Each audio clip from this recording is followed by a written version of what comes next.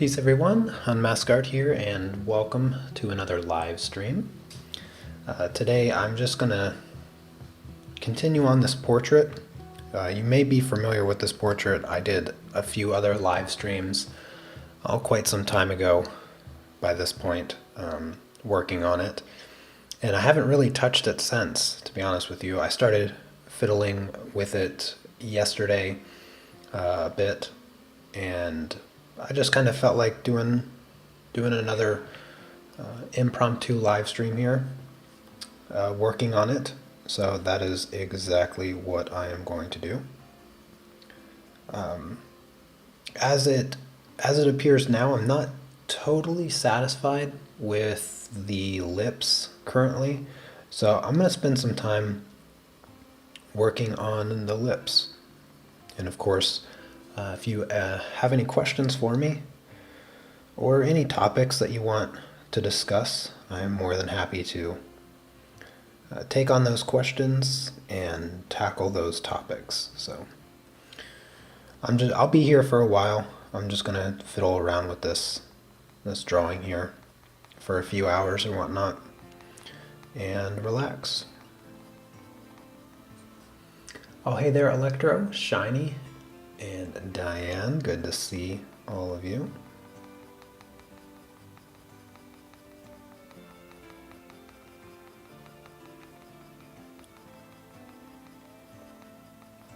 I know I started the stream about 10 minutes earlier than what it was scheduled, but I don't imagine I'm going to hear too many of you complaining, so.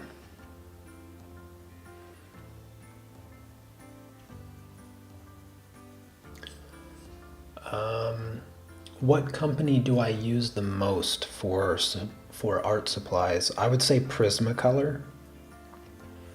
When it comes to colored pencils, I mainly use Prismacolor. The reason I mainly use Prismacolor is because, one, they are very inexpensive for the amount of colors that you get. So you get a lot of color selection, which is really great.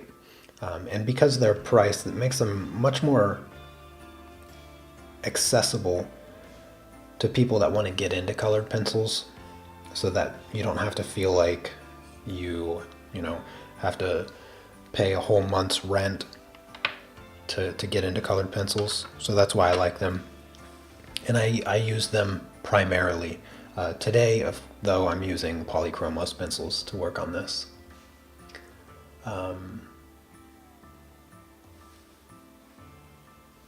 Oh, hey there, Sergio. I updated my lighting setup quite some time ago. Is there something off about it? Is there something wrong with the lighting setup? Where do I live? I live in Poland.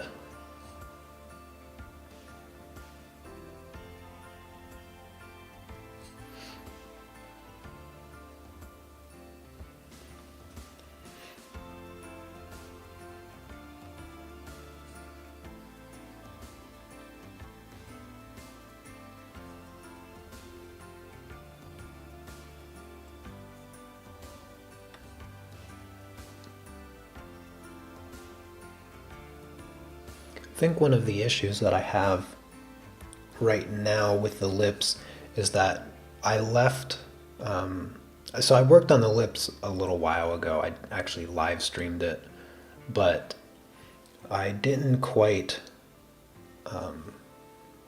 polish them off. I didn't quite get them as good as I wanted.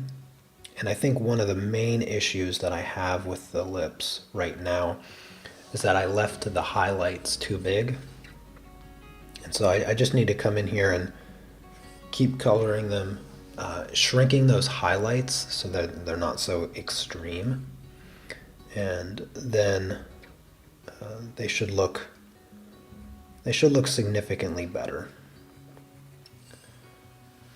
Because right now I think the highlights, because the highlights are so big and they're a little bit softer than they need to be, they kind of make the lips just look a little strange.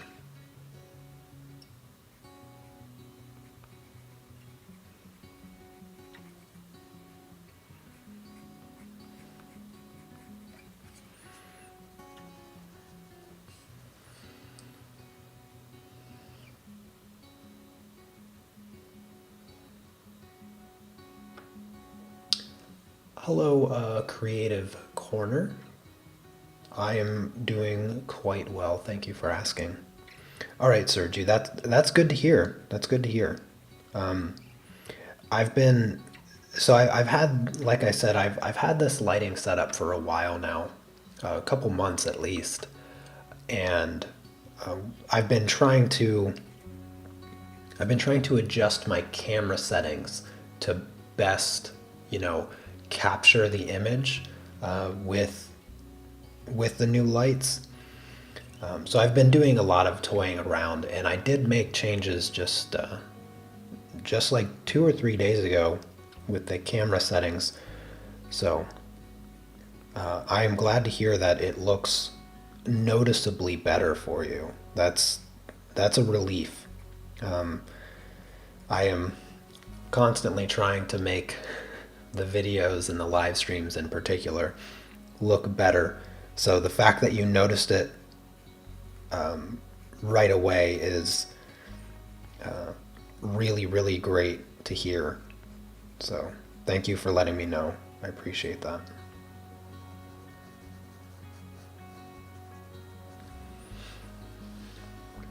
Oh yes, I think the lips already look better now that I've kind of shrunk down the highlights that we're going through here. Now I just need to work on all of the other highlights, and hopefully the lips will look a little bit more realistic, because as they were before I started, they just weren't quite what I was hoping to get. And the changes that I'm making, as the title suggests, are very, very small, tiny changes.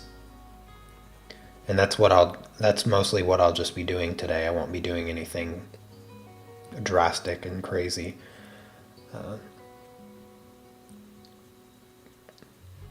I don't know how many hours I have into this project so far. Like I said, I haven't really worked on it in like a month. Awesome. Thank you, Shiny.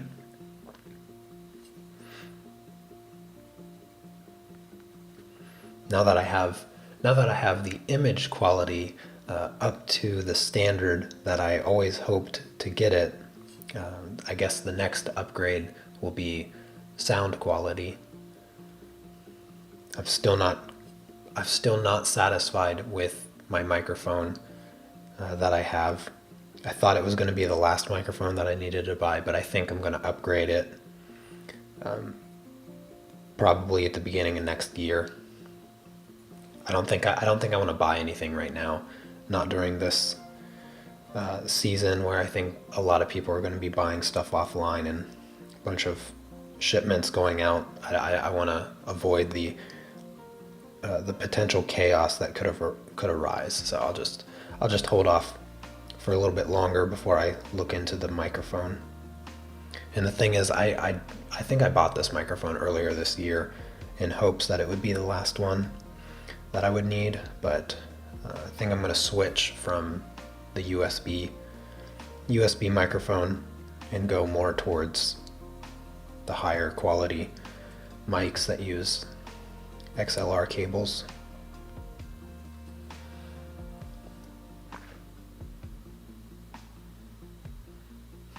Oh, thank you, Creative Corner. I feel like I should have another name for you.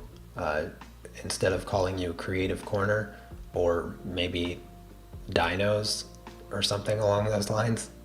If you want me to refer to you by something else, by all means let me know, and I will do my best to remember.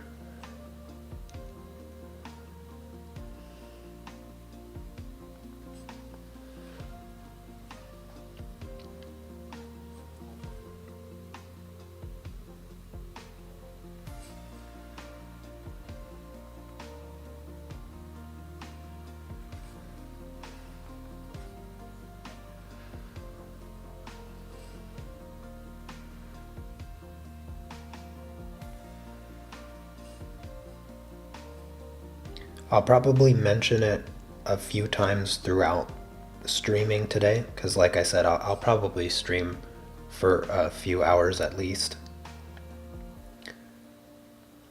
But I wanted to let everyone know that doesn't already know that I launched a new website, and I have my own membership website now, and I live stream 4 times a week.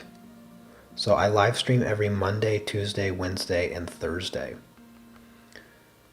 And I have a large collection of colored pencil and pastel tutorials that I had previously live streamed, and you can view them right now. So if you're interested in signing up for that, for the Unmask Art Club, I have a link for that in the description. You can look at all of the tutorials that are already there before you even sign up. So you can see the pictures of them and see what the projects are that exist.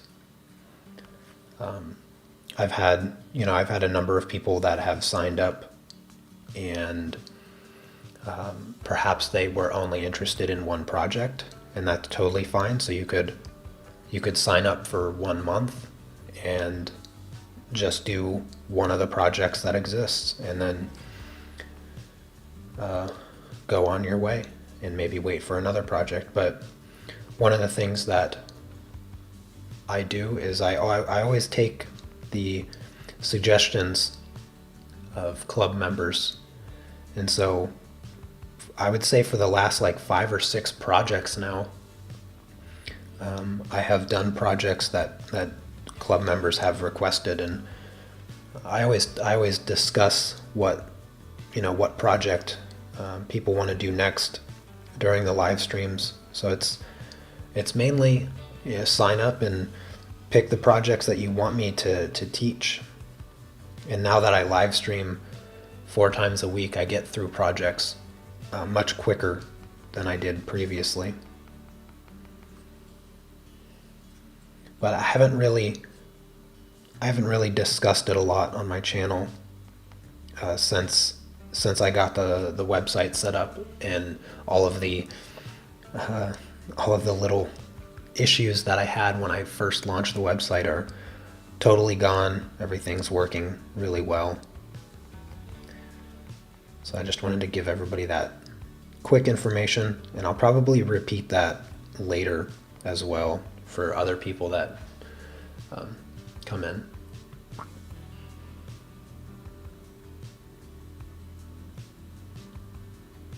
Well, thank you, Art Lover. Appreciate that. Glad you like the way it looks so far. I think the lips are starting to look better.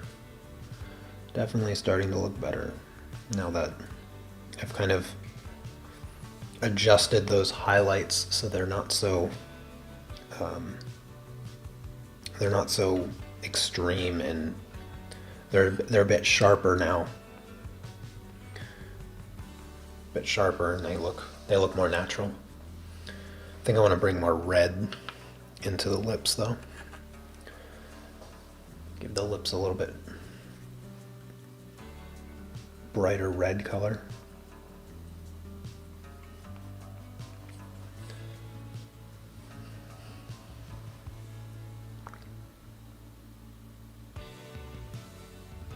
I'm going to add more details to the eyes. Do you feel like the eyes are missing details?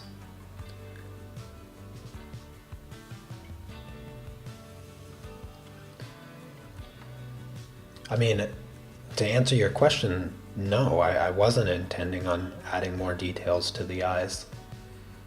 They're quite small. I mean, here's my pinky to put it into perspective. The eyes are kind of small. Adding any more detail to them really isn't all that possible because they are so small. I mean, I won't say that I won't make adjustments to them anymore, but As far as adding more detail, I don't know if I'm capable of doing it. I think maybe later on, once I have some other stuff kind of filled in and I have the skin finished, then maybe I can reevaluate what I call done. But I would say nothing is done at this point. Still very much in the early stages of this project. If I can even call it a project, it's more or less just a practice. I'm just trying to maximize the potential of this paper in relationship to my skills, because this is a new paper that I've never tried before, and so really I wanted to test out this paper, which is why I chose this subject, because I was considering buying more of this paper, but I haven't yet decided. This project is kind of the litmus test on whether or not this paper is what I'm looking for. I'm actually not leaning towards buying any more of this paper. I'm probably going to look for a different paper. I would say this paper is really good. I do like this paper. But the paper that I'm trying to replace that isn't made anymore I feel like it was better. This paper, I think I need a little bit more texture to the paper to grab the colored pencils a bit more effectively, but it's hard to say still, because the difference is so subtle. Difference is very subtle, so I haven't yet fully decided on whether or not this paper is worth buying more of.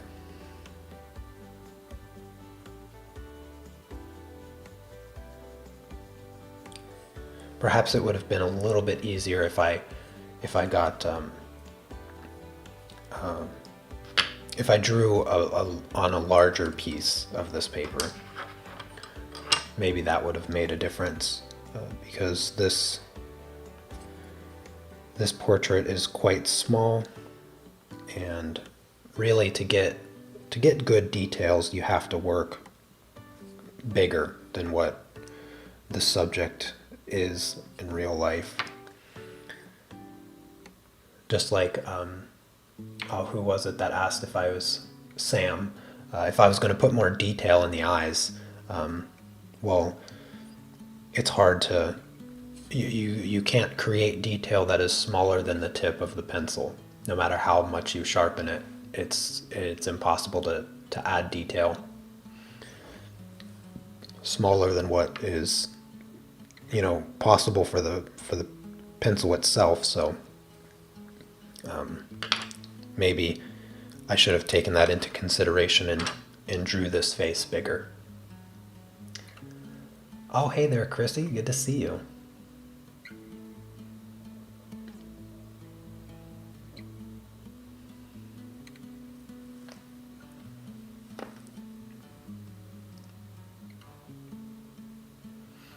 Oh, thank you. I'm glad you like the way it looks so far.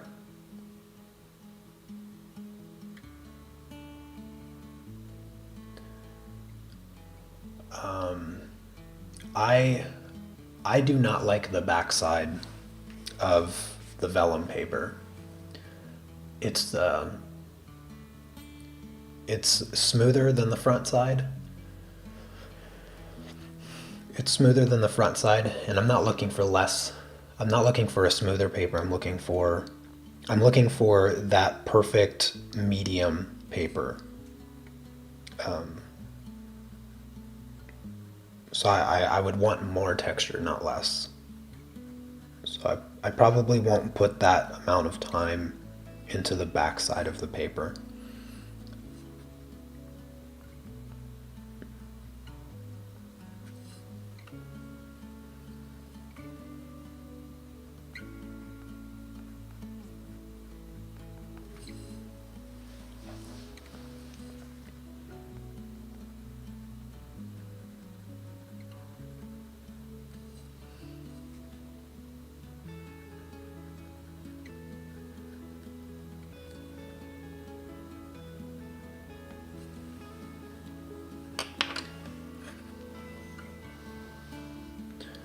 studying art while listening to me? Sounds fun. What art are you studying? In what manner of art are you studying? Are you like studying techniques? Are you studying like art history, or what exactly is it that you are studying? Yes, I agree. Texture does matter.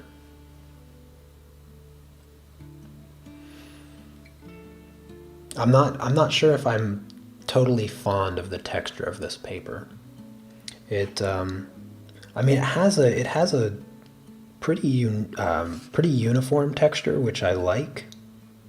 There's not a lot of extended gaps in the texture, which usually, what I mean by that is like you can see in some papers, you can see like valleys, like small valleys of the texture of the paper. And the texture of this paper, you don't have like long ones, so it's pretty uniform texture, and I like it. But then again, it does seem just a tiny bit too smooth, just a little bit too smooth for what I'm looking for.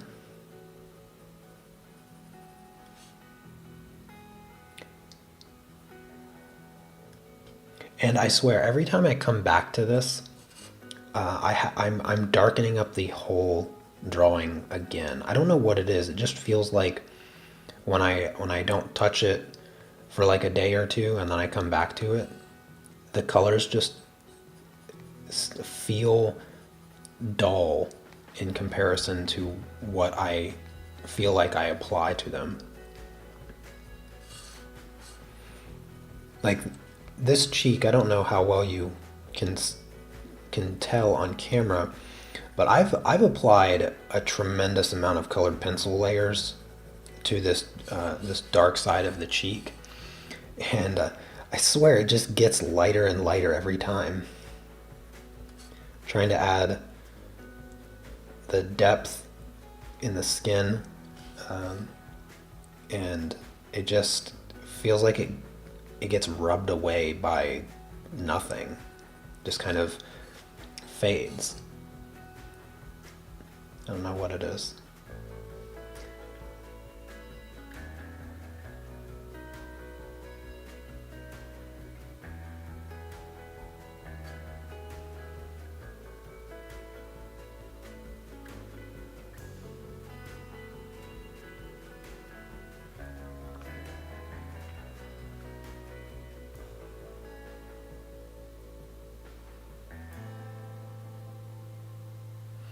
Oh, that's interesting. Interesting art study. I actually did a tutorial a long time ago on tree bark.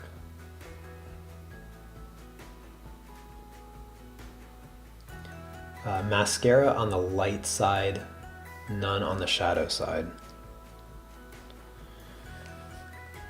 I see what you mean. It's because you can see, because of the dark. Because of the darker skin tones here, you can't see the eyelashes as clearly as you can see them over here.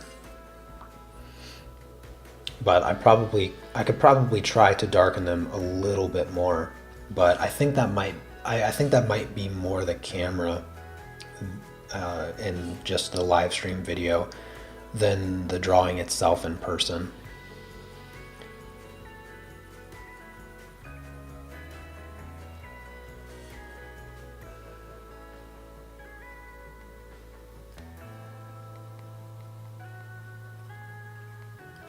I'm trying to get some of the cheek hairs, like a very subtle texture of the fuzzy hairs that everybody has on their face. But I don't want to make it too obvious, because it's not very obvious in the reference photo. It's it's a very subtle texture.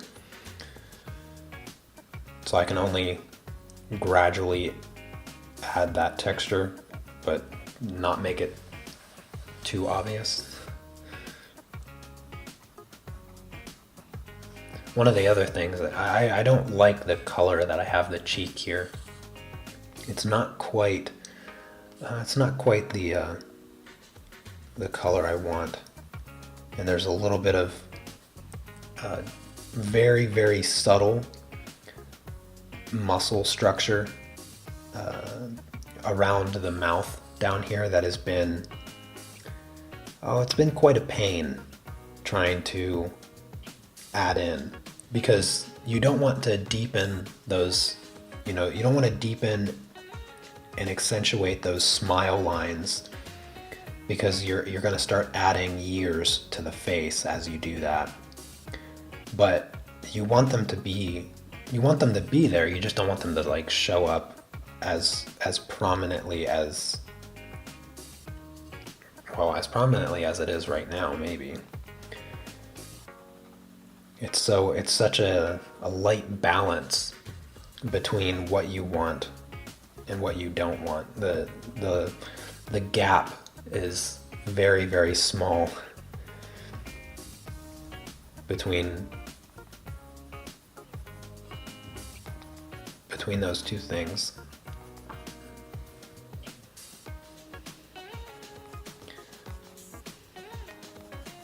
I've been avoiding this cheek here because it's all texture. It's like just a bunch of dots. I've been avoiding it for the entirety of this drawing so far. I did start it a little bit yesterday, and then I was like, I was just too tired. I don't know what it was about yesterday. I was like super tired yesterday, like all day for no reason. And so I just stopped, because when you don't want to lose patience on a project like this. And when everybody has a really short fuse when they're hungry or they're tired, they get frustrated easy, they get annoyed easy, all of that stuff when you're hungry or tired. And so, when you're working on your art, you probably don't want to do that hungry or tired. Because I imagine you can lose your patience quite easily, and losing your patience is definitely a detriment to the quality of work that you would otherwise be able to produce.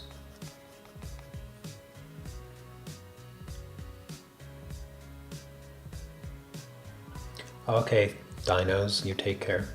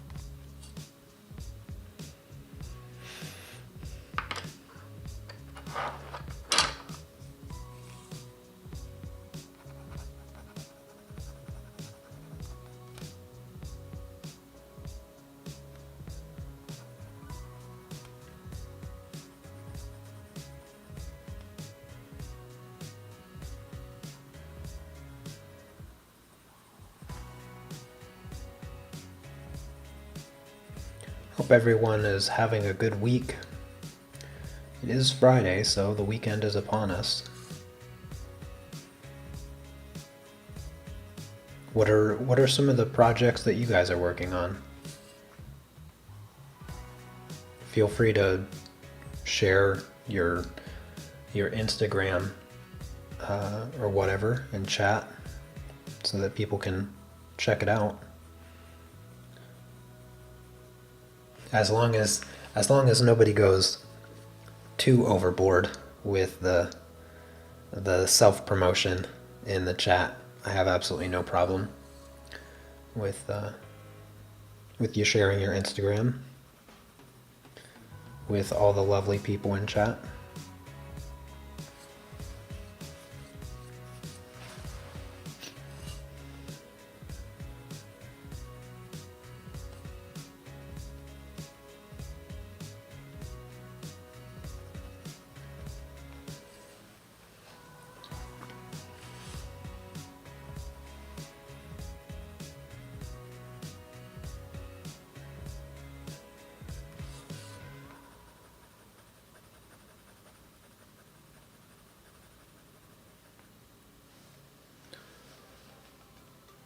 Recently worked on a drawing of Captain America. Oh, that's cool. I haven't done any fan art in a long time. Trying to think of the last fan art thing that I've done.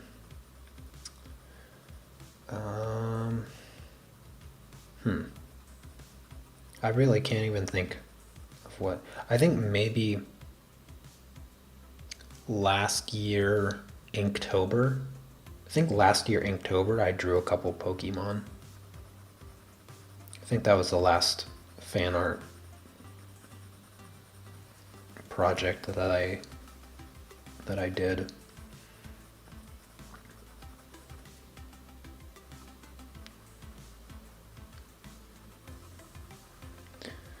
I always feel, and not to say that you need to feel this way, but I don't like to do the fan art or the drawing famous people thing,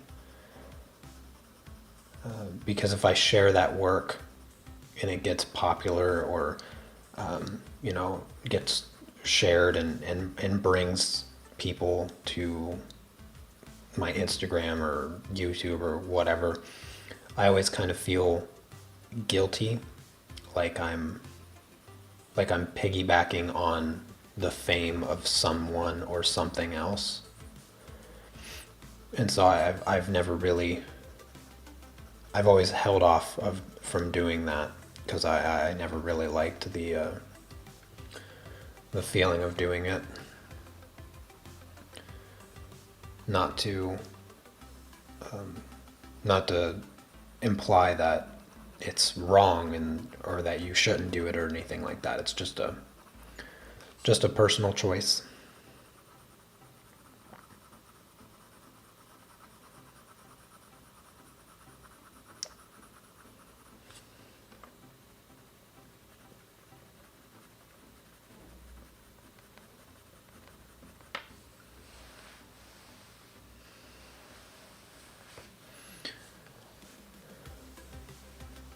First oil painting, that is super exciting. I love oil painting.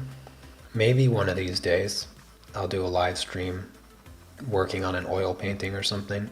I do have a panel that I've been wanting to do a painting for a while, another oil painting, but yeah, I don't know. We'll see. Absolutely, Chrissy. I'm always happy to share as much knowledge as that I have and I am capable of sharing, to hopefully teach one more person one new thing. There's that saying, I don't know if it's a saying more so than kind of a life advice, but you should always try to learn one new thing a day. I find it much more rewarding to teach somebody something every day. Teach one person one thing every day. I prefer that version of that.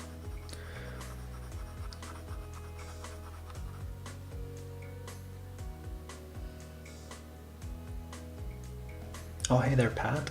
Um, you have a good night also.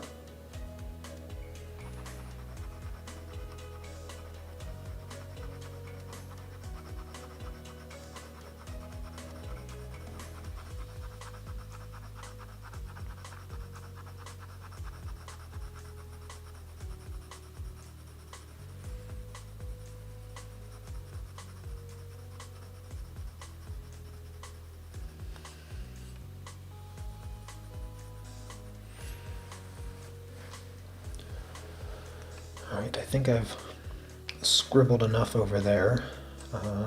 Let's see. I will. I forget who was talking about the eye, but I'll try to darken up the black on this eye over here and see if I can maybe get those eyelashes to show up a little bit better, so you don't feel like she's only wearing mascara on one eye. I can assure you that she is not. But I've colored the skin around the eye quite a bit, and I might have lightened the black by going over it a few times with the lighter colors. So we'll try to bring in a little bit more of the black to darken these eyelashes a bit more.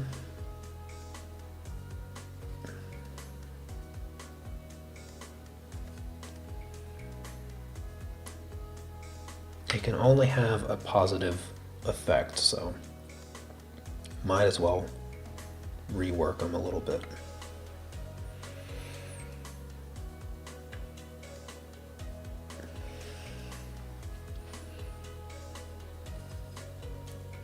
I'd say the harder part is probably the eyelashes on the bottom, because these eyelashes they're barely visible at all in the reference photo,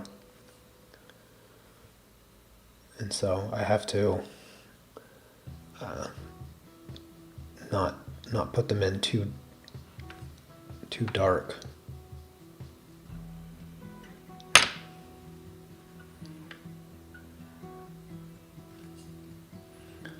There we go. I think that's a little bit better. I don't know how much better that shows up on camera, but I think that does help darken them a little bit more than they were previously. Might as well darken up the pupils. There.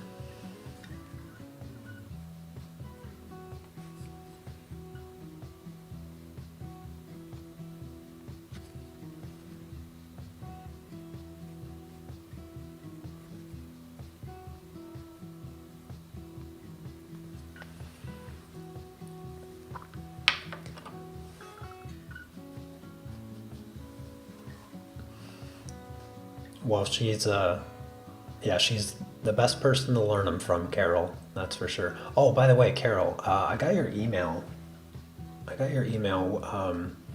Regarding that portrait.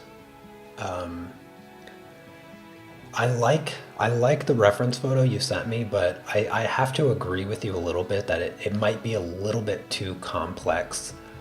The other issue that I have with it, it is a really great portrait, but if you look at the quality of the photo where the little girl's face is, it's going to be really tough it's going to be tough to make line art for everybody to use that reference photo, and then it's going to be even tougher to kind of,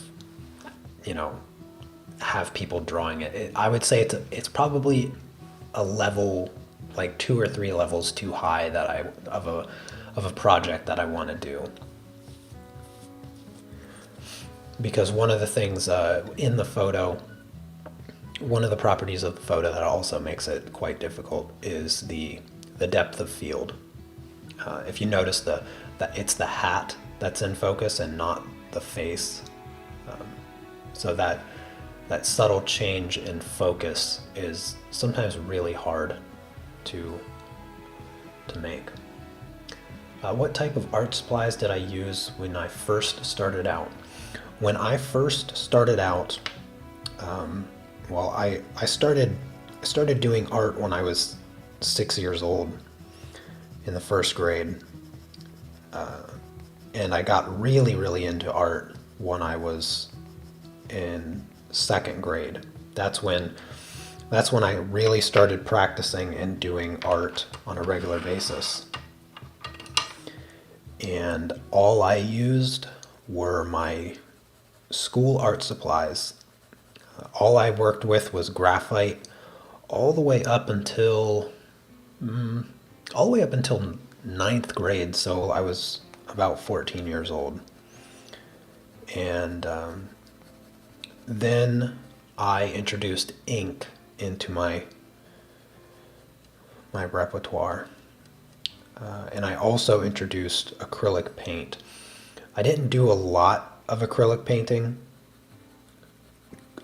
and I still don't, because I don't even like acrylic paint. But I only ever did a small amount of painting throughout high school, but I did do paint. I did learn to do painting.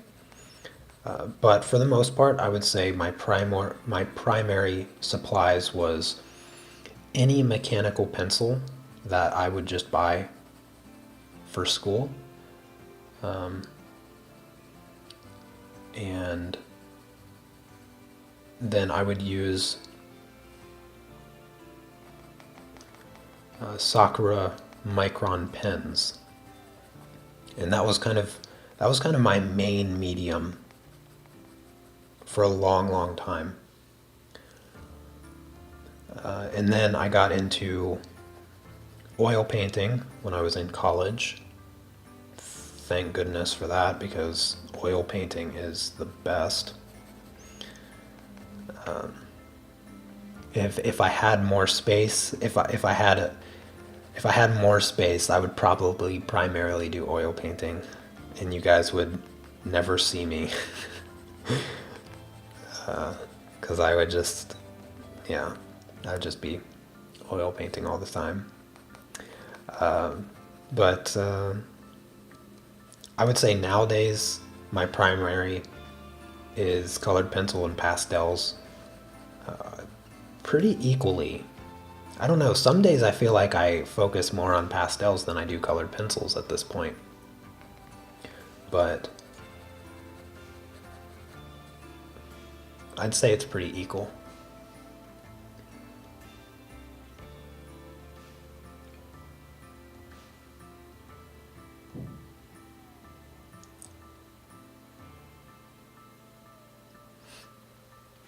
So the only thing that I'm using for this project here is colored pencils. In particular, Polychromos. So the only thing that I've used on this project is Polychromos pencils.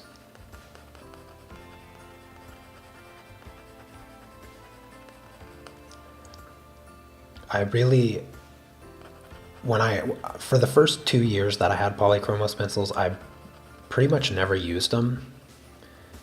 And I flat out just didn't like them, and I didn't really understand why anybody would like them. And then I tried them on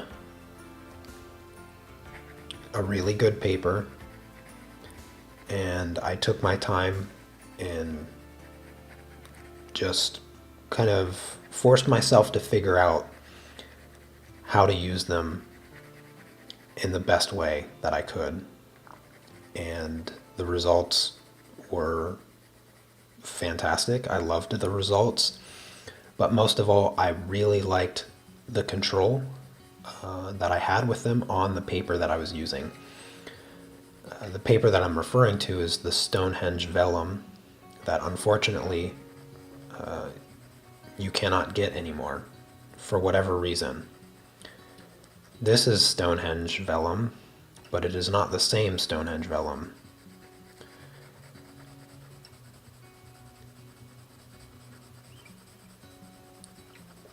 And so now I'm in the I'm in the search for the paper that I want to use, and not I don't want to make the switch to Polychromos being my primary pencil, but I do want the paper so that when I feel like using Polychromos, I'll have the paper that I know is best for them. And so I'm looking for the best paper specifically for Polychromos. Since I discovered the best paper is no longer available, this is the first paper that I've tried to replace it, but I'm not yet sold on it. Not yet sold on it.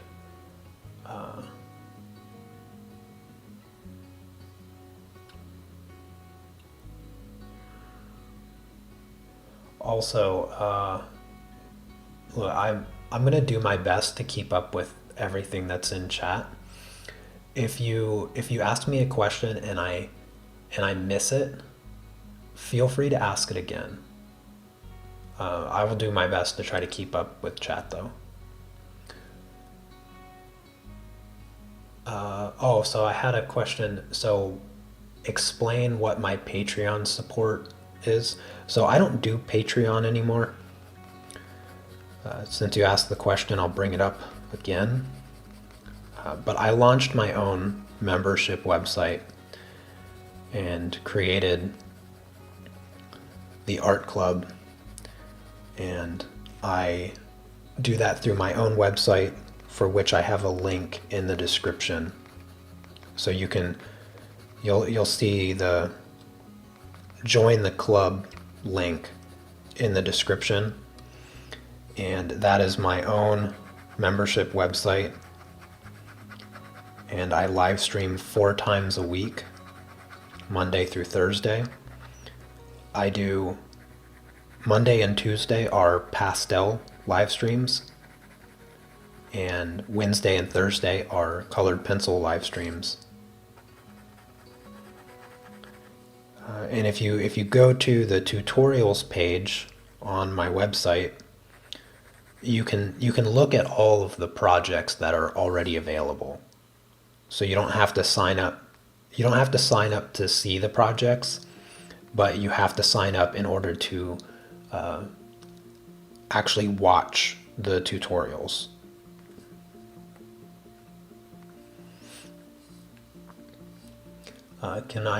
Can you give me some suggestions regarding paper? I have the Fabriano hot press. I have the pastel mat. I've never tried the Lennox 100. I don't like colored pencils on pastel mat. And I don't like the Artistico hot press watercolor paper.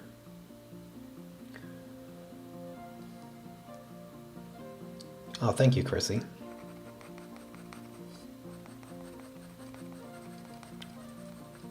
Yeah, I don't like watercolor paper with colored pencils. I did a couple projects on the Fabriano.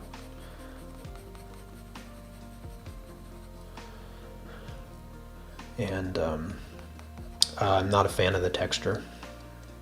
It shows through too much. Texture shows through too much. What I like about this paper, so I've covered the paper quite thoroughly, specifically here in this darker area, but there's still some of the paper texture that wants to like make its way through all of those layers.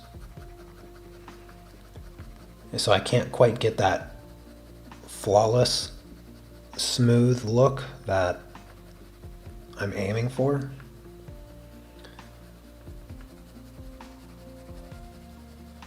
Which I swear I got on the other paper. I'm gonna have to look. I'm gonna have to compare. It's been a long time since I got to work on that other paper, but I could have sworn that with those darker colors, I could really cover up the texture on the paper and not be left with. It's hard to describe what it is. I mean, if you're familiar with colored pencils, you know exactly what I'm talking about. It doesn't really show up all that much with on cameras, but in person you can see it. One of the other things that makes it very hard to gauge this paper is when I'm working on it under my lights, because my lights allow me to see into the soul of the paper. They're so incredibly bright. And so really the only proper way to gauge whether or not I like this paper is if I turn off my lights, just my studio lights, and I view it under a natural lighting setup and not something as extreme as my studio lights. Because my studio lights let me see every tiny imperfection on the paper and in my drawing, and it does it in a way that no matter how much I try to correct certain imperfections, it never gets to the point that I feel like I've gotten other drawings. And so I just kind of sit here and mess with it endlessly, because the lights are just so bright. I remember when I first set up the lights that I have, and I started working under them, and I was like, oh my gosh, everything looks horrible. It looks so horrible. And then I stopped. I shut them off, and then I saw the artwork, and I was like, oh, okay, maybe it's just because those lights are so ridiculously bright. It's like working on your artwork in an operating room. You know, you want to make sure you see absolutely everything, and when the lights are as bright as what I have, you really do see it all, and sometimes it's a little unnerving because because you just don't think you'll ever get it looking good, because it does feel like it's a lot harder to get it looking right when you can see every tiny detail because the lights are so bright. I imagine it'd be a similar feeling working under a magnifying glass to try to pinpoint every little detail that you add underneath one of those magnifying glass that like jewelers use or whatever. It would be nightmarishly difficult.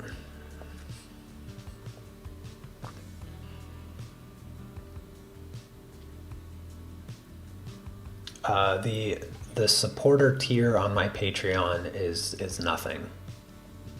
It's just people that want to support my channel and support my work financially. And so everything that you get is listed below, which is nothing. You get my eternal gratitude for the supporter tier. But like I said, I don't post anything on Patreon. I don't do anything with Patreon. I in all ways except for deleting my page, I've left Patreon.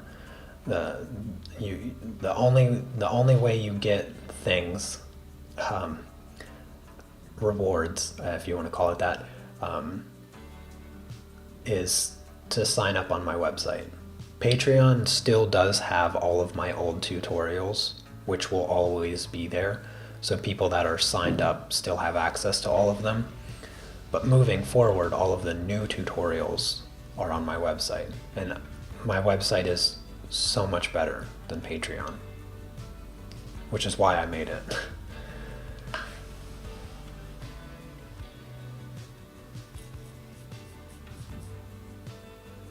What colored pencils and paper would I recommend for beginners? That is a really good question. The colored pencils that I always recommend for people that want to get into colored pencils is Prismacolor. When it comes to the price and the color selection, you just can't do better than that. They are, in my opinion, the best entry-level colored pencils that you can get. Now, when it comes to paper, what I always say about paper is that it's a personal choice. What one artist considers their favorite paper or the best paper is completely subjective. Some people love using sandpaper. Some people love using watercolor paper of specific brands. Some people love using what is that paper that I absolutely despise? What is it called? Drafting paper. Some people love drafting paper. I cannot stand drafting paper with colored pencils, but there, I guarantee you can find somebody that says it's the best. And that's just because paper choice is totally subjective. And so what I always recommend people to do when they're getting into colored pencils is to explore as many papers as they can get. I would avoid buying like a big sketchbook with the assumption that the paper is going to be perfectly fine. Odds are the paper will always be perfectly fine no matter what paper you're using. But I would say, try out different brands, try out different textures, explore papers, because I've been working with colored pencils for 7 years now. Not 6 years. 6 or 7 years, who cares? And I have come across a lot of papers that I really like, and many papers that I know I don't want to use. But I have yet to find the paper that's the paper that I want to use all the time. I have not yet found that paper. I might be a little bit too picky with my choices of paper, but there's just so many out there. There's just so many papers out there to try and experiment with. So then why settle for the paper that works instead of the paper that is best for you? So I'm going to keep looking. And so I always suggest beginners do the same thing. Start your search early, because I went the first 3, maybe even 4 years working with colored pencils where I didn't even take paper into consideration. I just bought whatever I wanted, and I didn't really like go beyond that.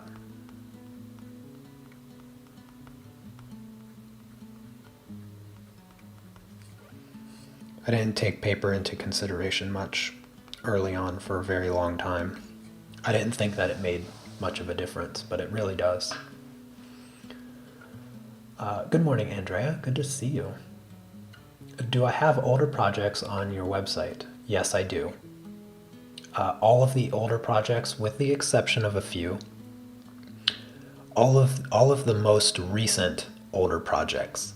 So there, if you dig really far back on Patreon, you're gonna find some of the tutorials that I made before I had my live stream set up. And those tutorials are without narration. They're just the real-time videos of me drawing, but they're silent. There's no talking, there's no explanation or anything like that. Some of those older tutorials where the quality is too low for me to take the time to put them on my new website, I will not be putting those tutorials up on my website. If the video quality or the tutorial quality or the teaching quality is not to the standard that I want, I won't be putting it on my website. There's not very many tutorials that are like that. And to even find them on Patreon, you'll be scrolling for days. So those are the only exceptions that I'm making as far as the projects that will not be coming to my website, which I don't think should matter, because the quality is not what you would want to view anyway. So you're not missing anything. And since I'm streaming much more nowadays, there will be plenty of projects very soon. Plenty of new projects to dive into and enjoy. And of course, over the years, I've gotten much more efficient at describing my techniques and teaching. My teaching has gotten better, as well as my art.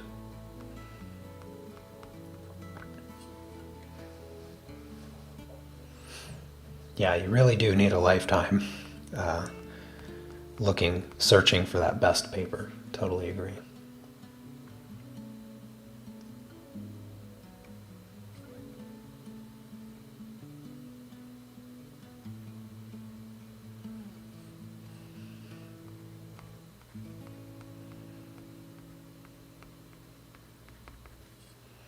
Thank you guys, by the way, for coming by and hanging out while I play with this portrait here. I'm trying to add the texture in on this cheek. I think it's gonna work out. Basically just doing dots and dashes. Small dots and dashes. That's the plan.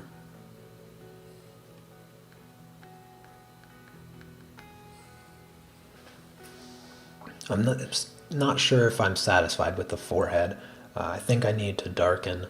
I need to darken the skin in this area, and then I also need to darken like the skin down around the chin. But looks pretty good so far. I also need to like blend that area here and smooth it out. It's not quite what I want.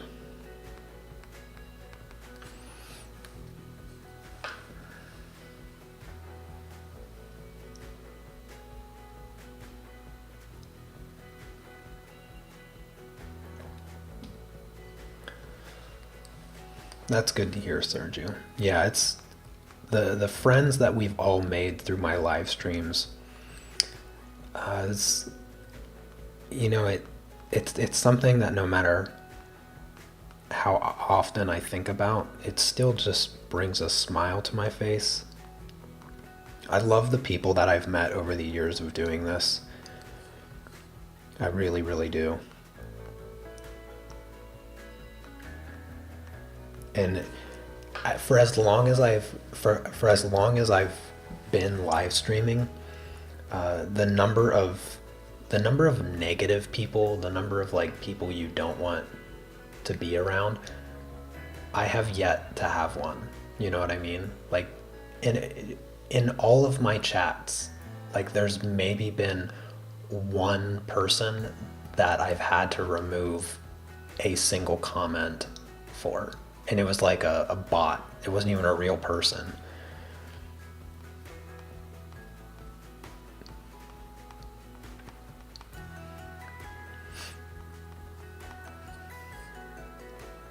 Yes, it has been. Indeed, we are a family. I didn't name the Facebook page the Unmask Family for no reason. I genuinely feel like that. Oh, hey there, Gila. Good to see ya.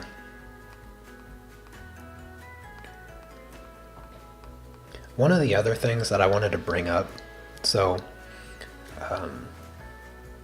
I've been talking about it for a little while on my art club streams. I've been wanting to set up a monthly challenge. I know other groups do this monthly challenge thing and whatnot. But the way that I wanted to do it was I wanted to have somebody, not me. I don't have time to do it. So I'm looking for somebody. I'll just start with that. I'm looking for somebody that wants to do this for me. And I won't say that it will, I won't say that it guarantees I will pay you for it, but eventually that's what I would like to do. I would like to pay somebody to manage the monthly challenge. And so let me describe what I want. And maybe there's somebody in chat that would like to do it and potentially get paid for it. It's not going to supplement your income. So I'm talking like maybe $50 or $100 a month, but not starting out. It just depends on the success of it. So anyways, this is what I want. I want somebody to determine what the monthly challenge is, finding the reference photo, and creating kind of the information, and then putting it on the YouTube page. And then I would also put that on my website, and they would collect the submissions. They would collect the submissions. They would answer questions regarding, like, rules and whatnot. Not that there would be very many rules. And then at the end of each month, I would do a live stream sharing everybody's monthly challenge and kind of doing a critique. Doing a critique and giving suggestions for people and all of that stuff. Most of my live streams where I did live critiques of your guys' artwork have always been a favorite of a lot of you. You guys like my feedback as much as you appreciate it. And then of course for the club members who complete the projects, I would also do a critique of their work if they were willing to share and submit. But I've been wanting to incorporate a monthly challenge alongside a live stream, a monthly live stream doing critiques for everybody's artwork, so that we could all come together at least once a month and kind of just learn from each other's work and talk about it. And it's something that I've been wanting to do for a little while now, and I've only briefly talked about it. I haven't really broken it down into this detail, which, it's not super detailed, but I can't pull the time out of thin air for me to do it. And so I'm willing to bring somebody on to manage this one thing. And since you don't really have a lot to do, we would talk about what the monthly challenge will be. You'll be responsible for finding the reference photo. Not that it has to be a reference photo that people use. It could be a theme. So you could just find pictures that kind of fall within the theme. Doesn't have to be a reference photo. But really just about anything I would be open to. And then you would just make the post. So you have to be able to format the post the way that I want, using a Photoshop like program. It doesn't have to be Photoshop as long as you can make the picture or make the post the way that I want it. And then that's it. You would just do that at the first of each month, and then you would have to be somewhat available for people's questions if they tag you in a question or whatever. Not a lot of responsibility. I don't want to downplay what I'm looking for, but I also don't want people to think that I'm asking for you to, take on a full-time job of any kind. But if somebody's interested in that, feel free to message me on Facebook or send me an email. Like I said, eventually, I want to pay the person that does this. You're only going to make one post a month, and maybe 2 or 3 posts a month actually, for the Facebook group, and eventually I will pay that person for what they're doing.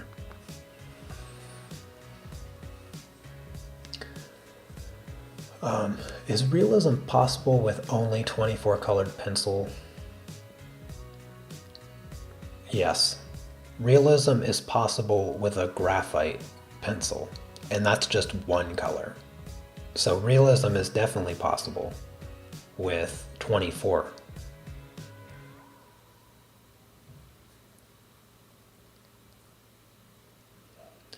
Just join the club? Oh, well, thank you so much. I really appreciate that. I hope to see you on Monday's live stream. We're currently doing a cat portrait with pastels and a crystal bear with colored pencils. So those are the two current projects underway.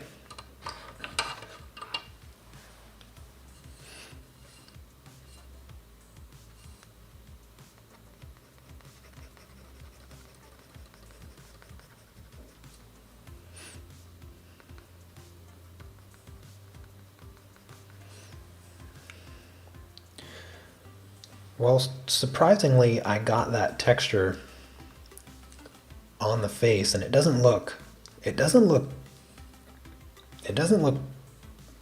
bad. I mean,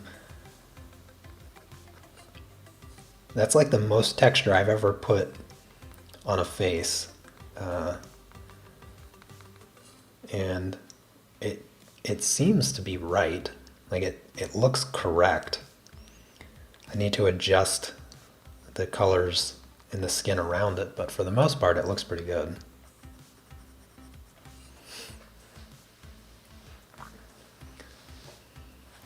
Anyways, is there anybody interested in chat right now regarding what I described as the job opening? Anybody want a part-time internship with me that I hope to turn into a paying gig? Like I said, I'm maybe $50 a month for this in the future, and I'm not talking like you need to do it for a year before I make the decision. I'm talking maybe February next month or next year. Couple live streams, a couple monthly challenges to see how it goes, to see if people are interested in participating in the first place. I think that's my main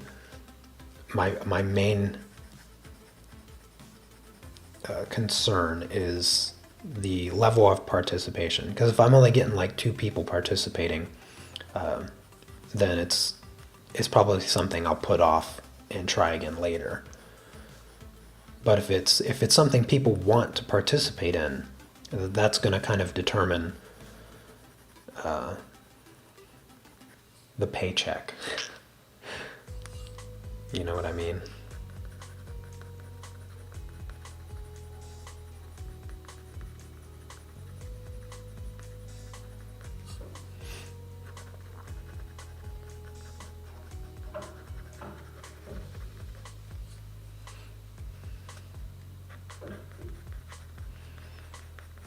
But anyways, I just wanted to bring that up.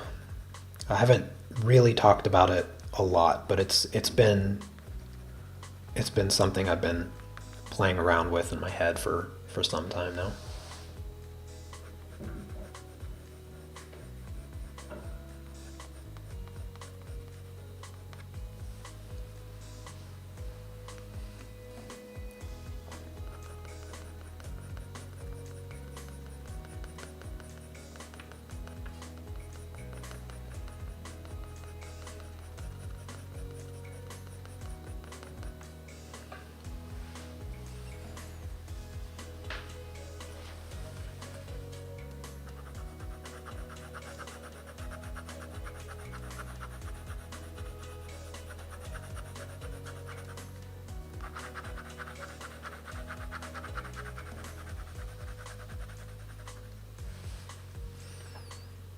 Hello, Rio, from Indonesia.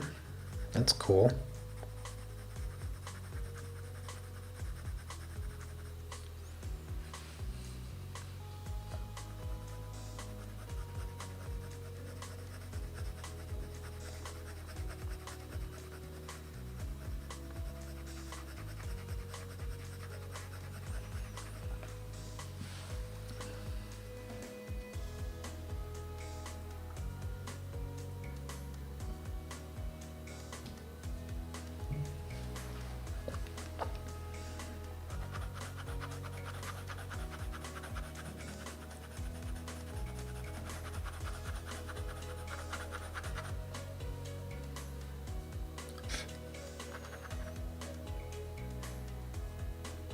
Hello, Shushma from India.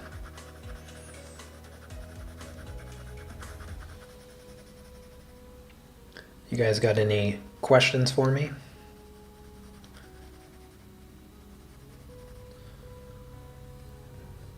Don't disappoint me on the number of questions. No matter how many times I live stream and no matter how long I live stream, I have yet to have a live stream where I get too many questions.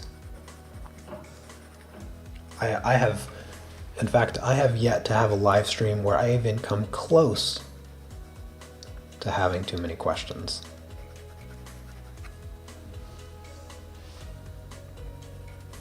So don't hold back, because I love getting questions. Or if you have just a topic that you want to talk about. I mean, I'm not really going through this project here and teaching you every tiny little thing that I'm doing and why I'm doing it. But if you have questions about it, I'm happy to explain things. Right now I'm just kind of using this color to apply more layers to the skin. This is kind of like a dark peach color.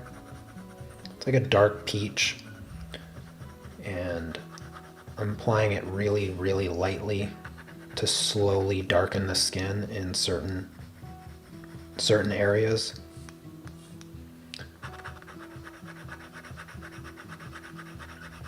And I'm doing it really, really lightly. So I'm barely applying any pressure here.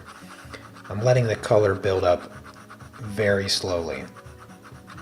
Very small changes. It takes a lot of layers to make a really significant change. And I use a really, really light pressure to maximize the control so that the change isn't too fast and I don't mess things up.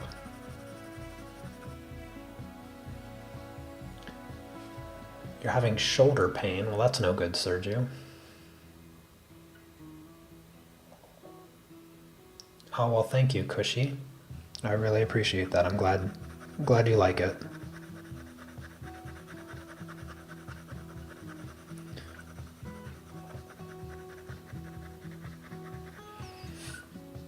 I'm trying to make this the best portrait that I've ever drawn. So I'm going very, very slow. I'm taking as much time as I need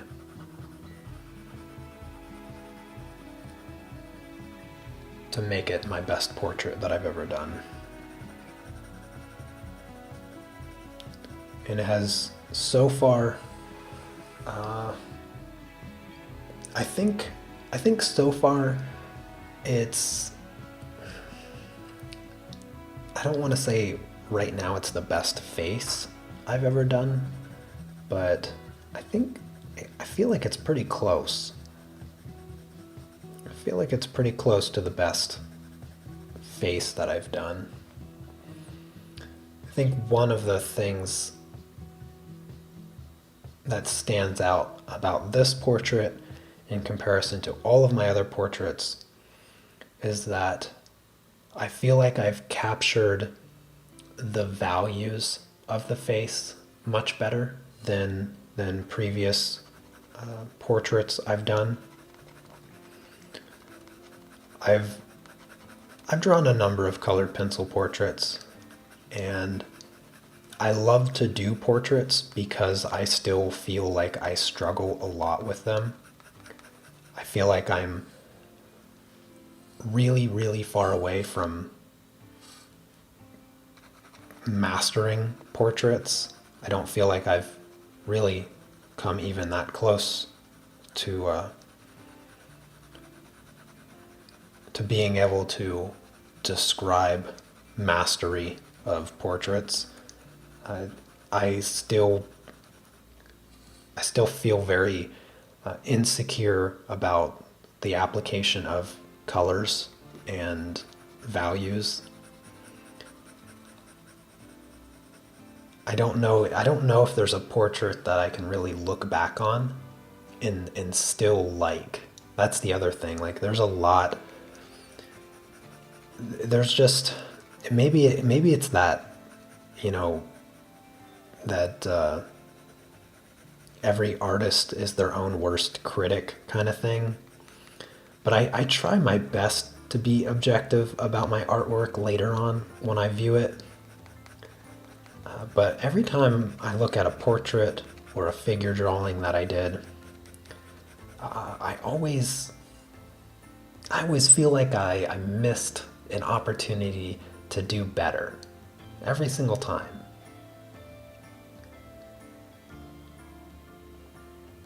Still regard my self-portrait as the finest. Yeah, you know, I looked at that not too long ago, and I don't know. I don't, when I look at it, I don't feel like I'm looking at myself. That's the problem that I have with my self-portrait. I'm gonna have to do another self-portrait in the upcoming year. But I don't know, there's something about that portrait that I just don't quite feel like I'm looking at myself.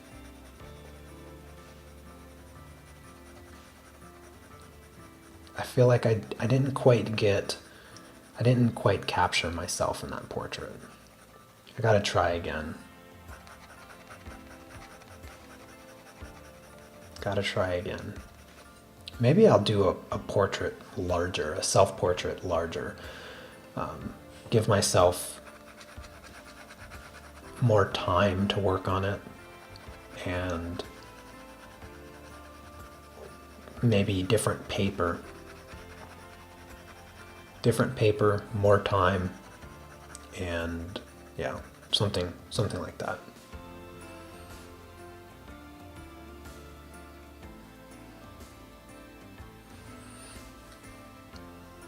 Yeah, looking at taking a reference photo and then translating it properly onto paper is, yeah, it is a lifelong struggle. A lifelong struggle.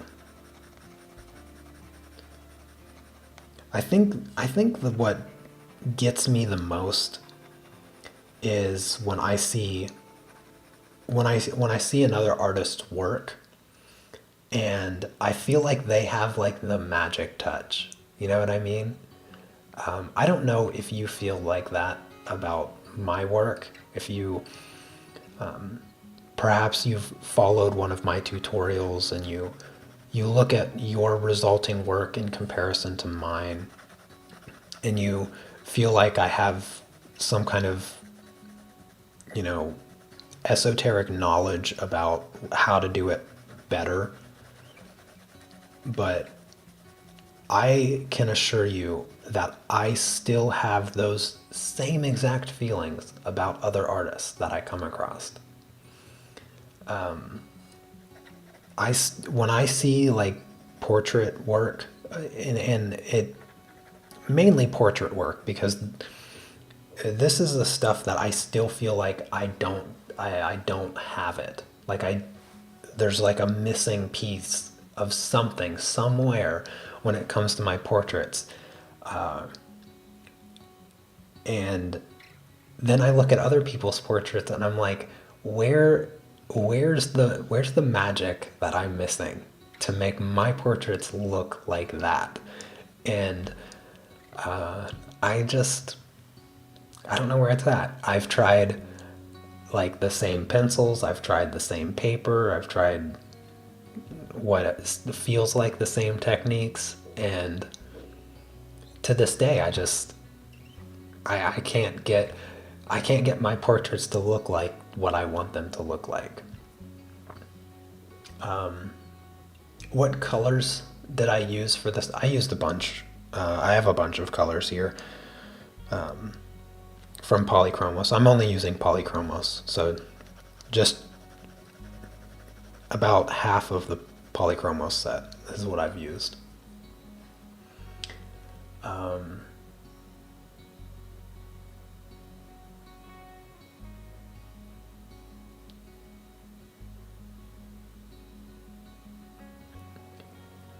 Any advice other than constant practice?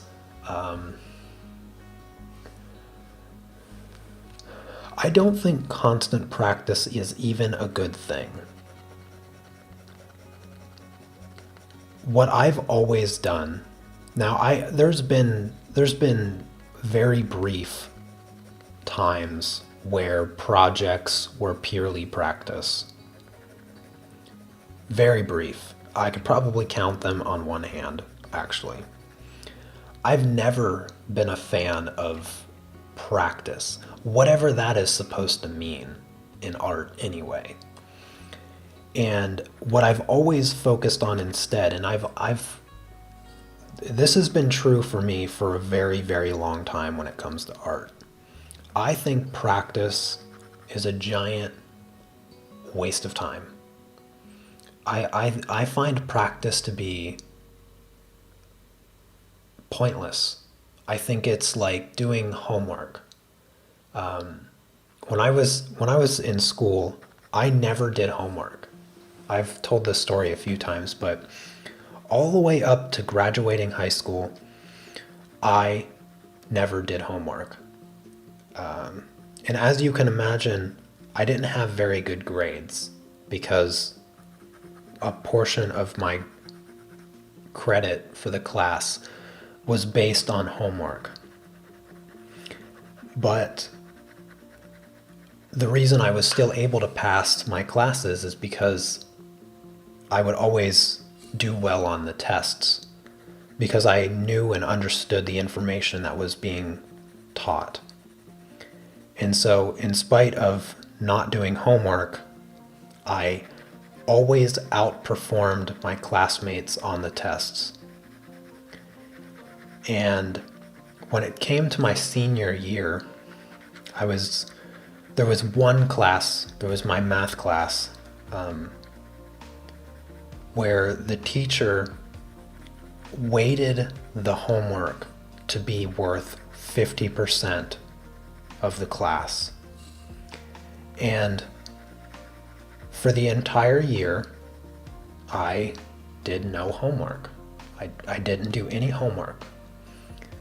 However, every single test that I took was either a 100% or very close to that.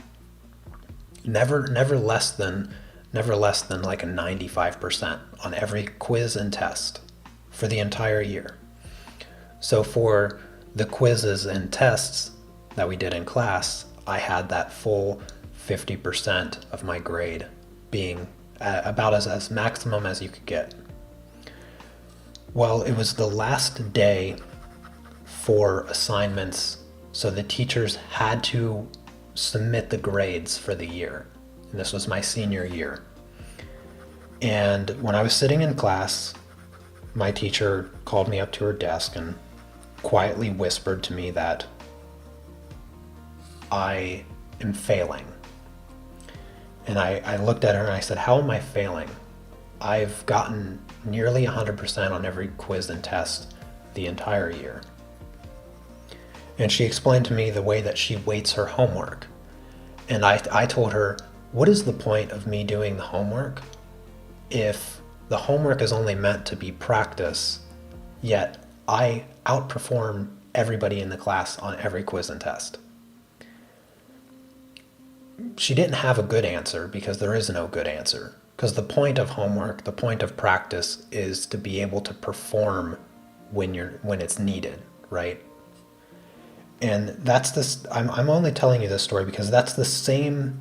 I still hold that to be true.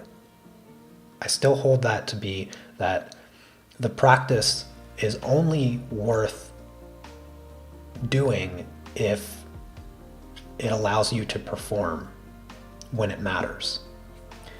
So when it comes to art, I think that the practice, the homework side of thing, it's a lot less enjoyable, which already goes against everything I feel art should be. It's often oversimplified, which generally doesn't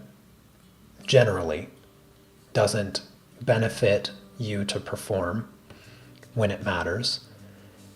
And really anything beyond that is unnecessary to explore, in my opinion.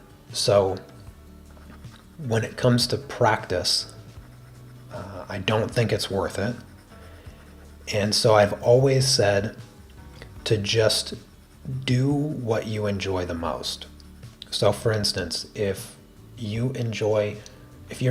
drawn, no pun intended, to portraits, then just do portraits.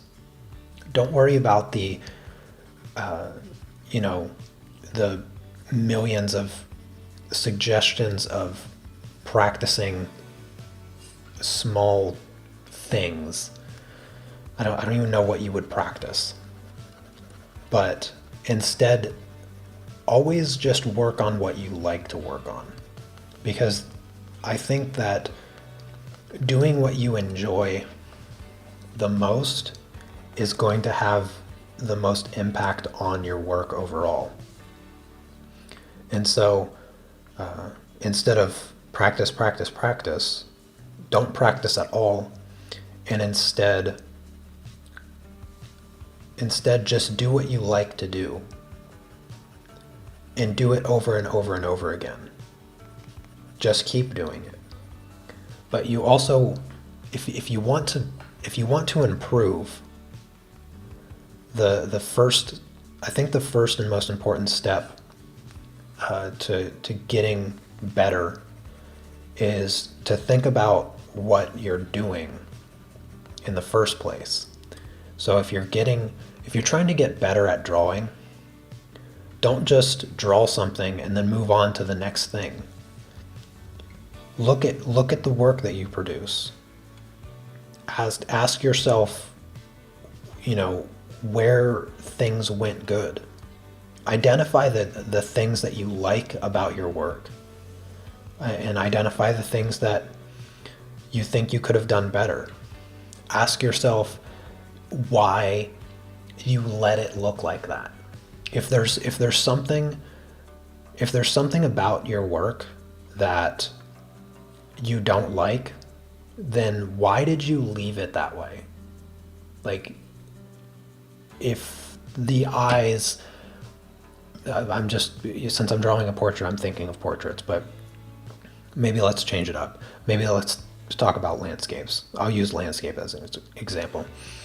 If you don't like the way the roof on that barn looks in your landscape, then why did you leave it like that? Those are the kind of questions that you want to be thinking of regarding your work. You want to understand what it is you're doing in your work. That's the first step of improving. If you're just scribbling stuff down and you're not taking the time to look at your own work to figure out what you want to change about it, then how are you supposed to get better at it? How are you supposed to make those changes that you want to see?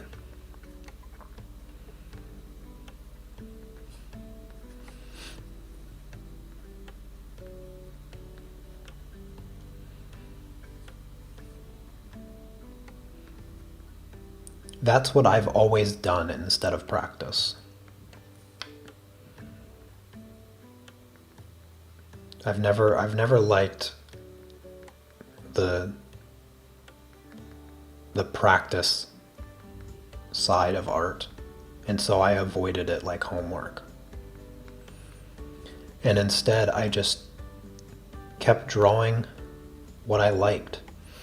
And if I found somebody doing it better than me, then I would just try to figure out what they were doing different.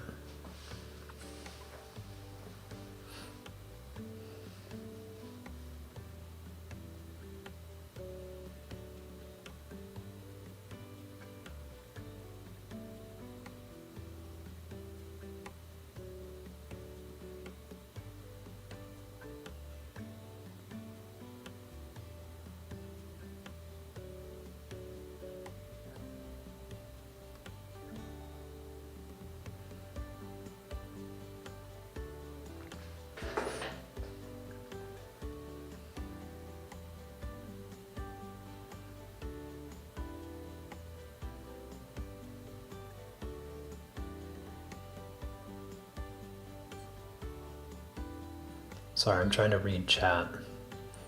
I don't know how long it took me to tell that story or give my explanation. Hopefully I didn't miss too much in chat, but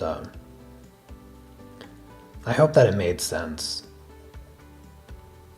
Sometimes I feel like I'm just rambling on and making less and less sense as I go. I realize that not everything can just be broken down into a simple analogy or a simple conversation. And when it comes to progressing, when it comes to those milestones that you get in your artwork, it's very hard to force those upon yourself.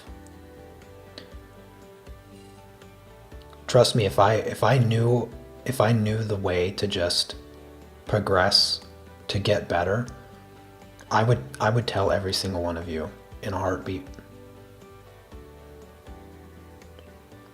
I hide nothing, and I would tell you right away. I think the greatest lesson that I've learned in my years of getting better is that the more time, not necessarily the more time that I spend on a piece, but the less I focus on how long it takes, I think has made the biggest difference. Because there's a lot, like I've spent a lot of time on this drawing here up to this point, and there's certain things that I could have probably done faster. You know, I could have moved my pencil faster, or I could have pressed a little bit harder.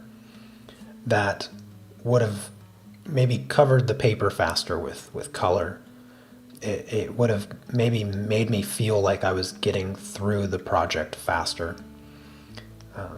But I hold myself back from doing that because I've, even with all of my years of experience, I still get caught up in wanting to rush through certain parts, certain easy parts. And it's that moment where I change my pace that I end up making the incorrectable mistakes that I can't stop staring at later. And so by stopping myself and learning that self-control, every time I get better at restraining my desire to rush through, is when I progress. I get better every single time. I get better at controlling my pace.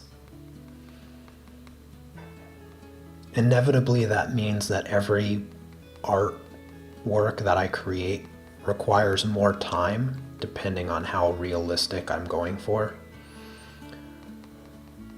But I'm not trying to spend more time. I'm trying to spend less time rushing myself. If that makes sense. Always failing at shadows and not practicing doesn't help me one bit. But I also keep not getting them well. And I think it's because I'm having difficulty drawing what I see instead of what I know. Yes, one of the big hurdles when it comes to dark colors is to draw what's there, to color paint what is there and not what you think is there. Because I've expressed it many times before, but your eyes are the worst liars. Our eyes and our brain, the way that they communicate, is susceptible to seemingly endless amounts of optical illusions. And color and value fall within that a lot. Just color and value, there's just an infinite number of optical illusions that your eyes will be fooled by when it comes to matching colors and matching values. And this is particularly difficult with darker values, because with darker values, depending on what the color around them is, can make our mind think the color is brighter than what it is or darker than what it is. And matching those values can be very, very tricky. Very, very tricky. So I know exactly what you mean. I have this old tutorial that I made. I don't know if you've seen it before, but it's called How to Color Everything.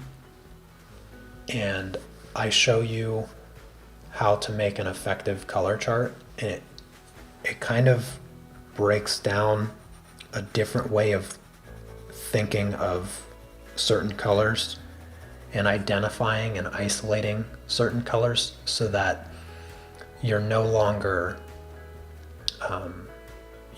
distracted by the surrounding colors. You can kind of isolate those colors, and it really helps a lot. If you can isolate certain colors like this color and this color, and then pull them away from their surroundings, that kind of helps you see them differently.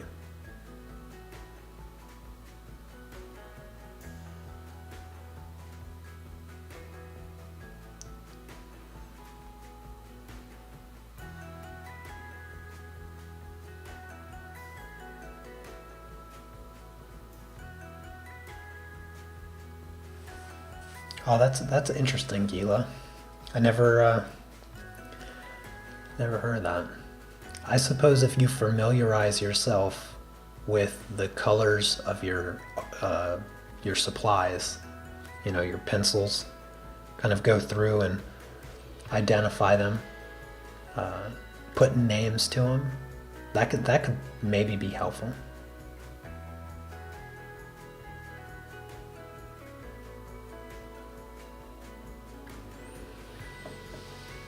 Horrible at facial expressions. I don't know if necessarily you have to spend more time talking to people. I wouldn't consider myself horrible at facial expressions, and I don't see anybody. I never leave my flat. I would say just paying closer attention to what makes a facial expression is probably all you'd need to do. Wouldn't necessarily have to spend more time with people. I know if that were the case, I would be extremely bad at facial expressions. But we all do learn differently, so maybe that would be helpful to you.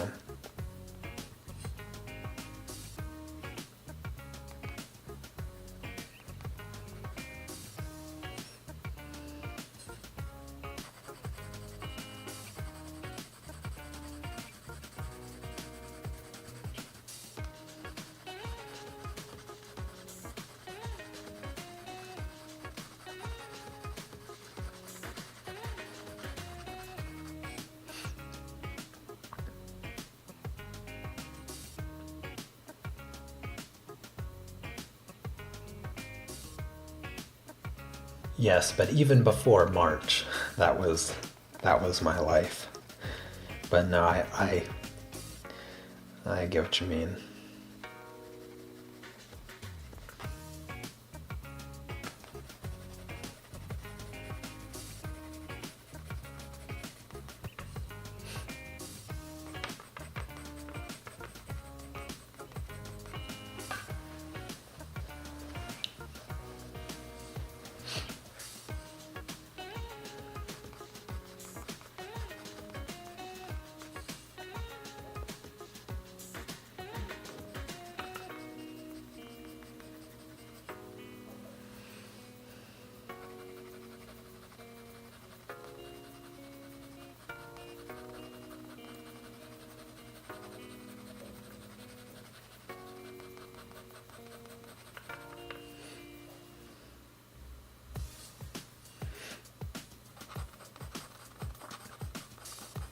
Great conversation. I've been enjoying I've been enjoying it. I hope that you guys have been as well. Don't forget to give the live stream a thumbs up so that YouTube knows that people like this. Otherwise, they'll continue to hide my channel.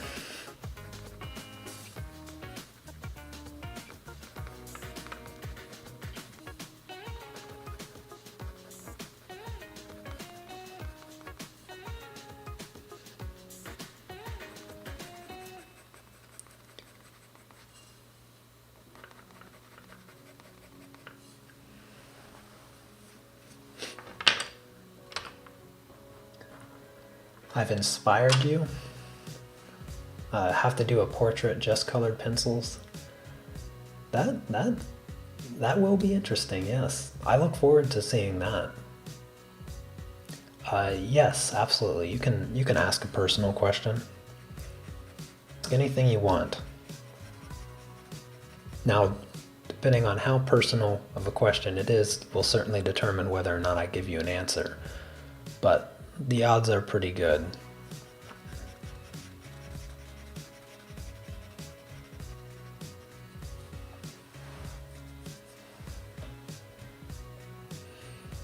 I'm glad that you were able to jump in too. Lunar Lucy.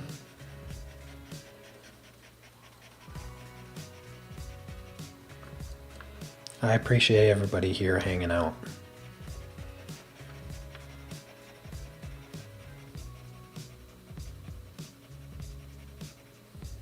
I was just kind of in the mood to work on this portrait again, and just decided to do another live stream.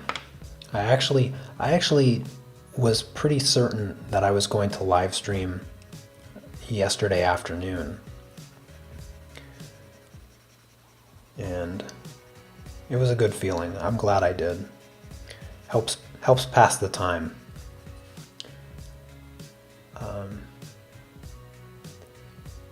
Am I agoraphobic? I'm trying to remember what agoraphobia is. Agoraphobia. That's.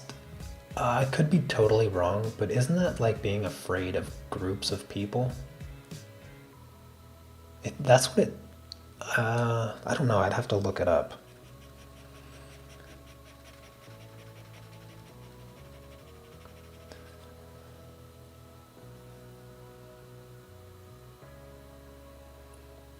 Oh, no problem, Sergio. You keep working away. Don't you worry about it. I think there's plenty of people in. Oh, fear of being outside. Now I remember why that sounds familiar, because Monk's brother in that TV series had agoraphobia. No, I don't have a fear of going outside. Not at all. I love to go outside when it doesn't hurt to go outside, because right now it's pretty cold and uncomfortable here in Poland. It's cold and uncomfortable inside my flat, so that's one very big motivating factor that I don't go outside. But no, when it's nice out, I like to go outside.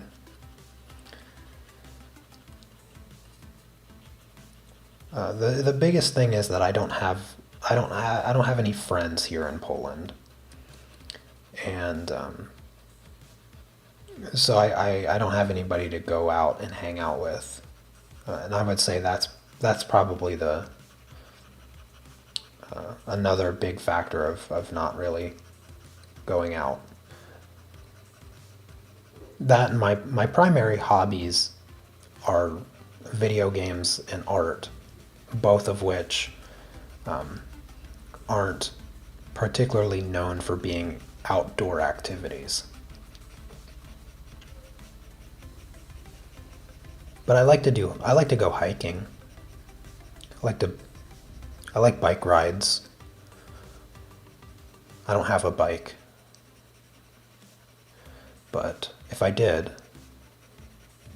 maybe that'd drag me outside more. I've been wanting to get a bike for a while, but without a place to put it, it complicates things. Yeah, I bet it's nice and toasty down there in Australia. I wouldn't mind jumping on a plane, coming down to Australia for a little bit till the cold weather fades away. Oh, you don't have friends either? Well, we can be friends. We can be friends. Although I don't think that helps much as far as going outside and hanging out unless you're in the area.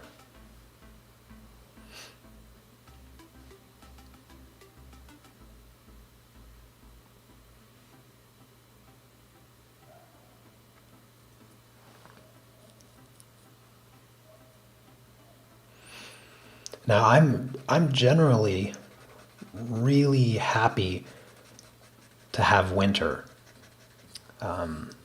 but it does not snow enough here. If it snowed a lot, like an uncomfortable amount, like I want the kind of snow that makes the government shut down. Like that's the kind of snow that I want. And if that kind of weather was in my area, then you would not hear me complaining about it being cold outside. I am totally fine with cold weather as long as it snows. But since it doesn't really snow here, it's just obnoxious. Very similar to the Pacific Northwest when I lived in Seattle. Seattle area, I mean, you give me those 2 months out of the year, like July, August. Oh, July, August in the Pacific Northwest is amazing. It's fantastic. I would often say I lived in Washington State for about a decade, and I would often say to people outside of the area that those 2 months during summer almost, not quite, almost makes up for how crappy the weather is the other 10 months. Because the weather in the Pacific Northwest is just absolute garbage, which is, it's okay. I mean, once you kind of get used to it, but in general, it's garbage. But those 2 months 2 months during summer when it's perfect, it almost makes up for it. But at least in the winter, you can drive an hour away to go to the mountains and go snowboarding. That certainly makes up for a lot as well.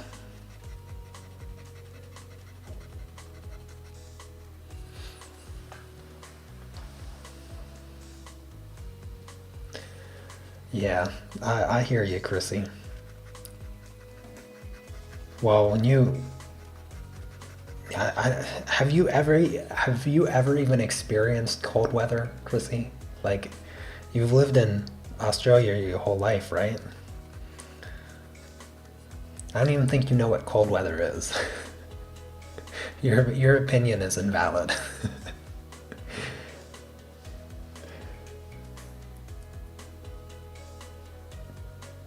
Yeah, it's been pretty negative here, Lucy, in Poland also. I'm sure we were like -4 at some point this week, actually. Certainly during like the evenings and early morning, it's definitely below 0 Celsius, of course.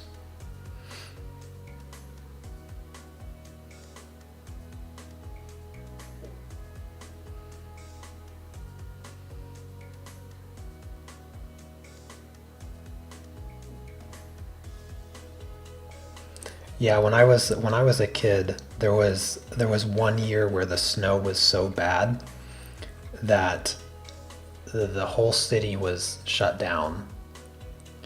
Uh, you weren't you weren't even allowed to like go outside. Restaurants were closed. All the businesses were closed. The streets were on like full lockdown, and we had like 3 weeks off of school. It was magical. It was, honestly, it's probably one of my fondest memories of childhood, is those 3 weeks of no school. I mean, you would go outside and jump into the snow and it would be up to your knees. Now, granted, I was only like 4 feet tall at the time, but it was still a lot of snow. It was the best. I would have been in fourth grade, I think. No, why does that feel wrong? Fourth grade? Can't be fourth grade, was it? Might have been fourth grade. It had to have been fourth or fifth grade for me. But it was wonderful. It was wonderful.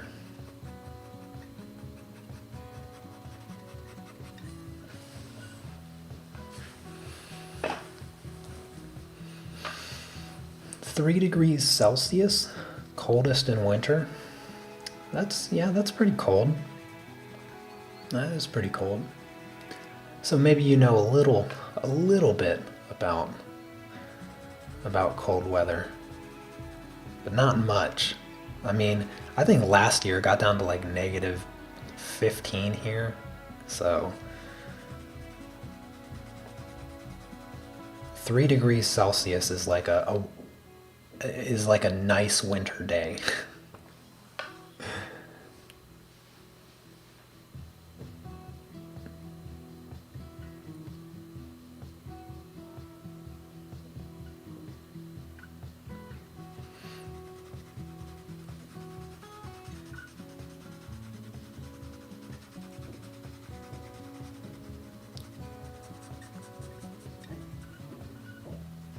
I almost feel like I'm finishing the face here. I kind of feel like I can say that I'm done with the face.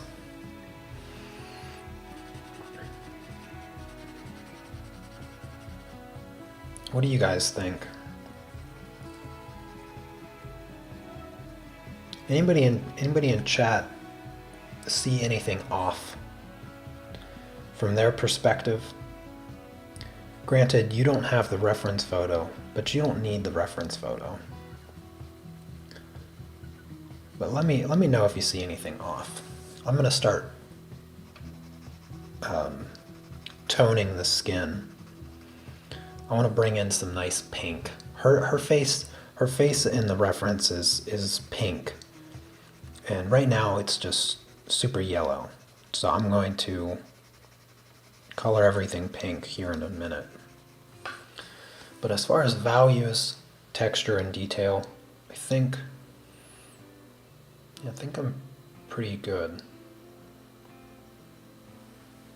The right eye is a bit less contrast than the left eye. That could be the lighting. That could just be the lighting. It's a little bit different in person. I feel like the right mouth corner is missing a bit. The right mouth corner. Yeah, I see what you mean. Yeah, this lip is really tough to get. I think what it is the shadow underneath the lip. This shadow needs to come up just a little bit more.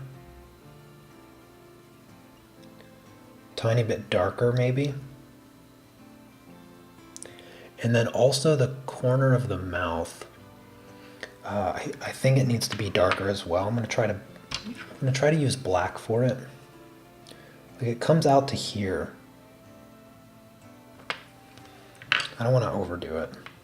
I don't feel like I quite got her lips the way that I hoped to get them.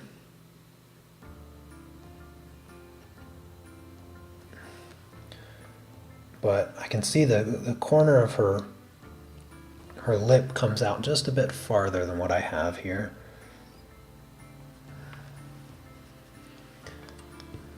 But the shadow underneath her bottom lip, I struggle a lot with it.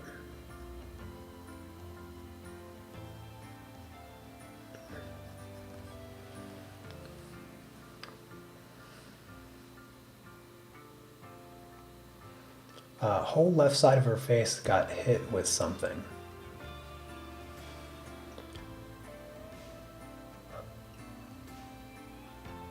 Wait, what?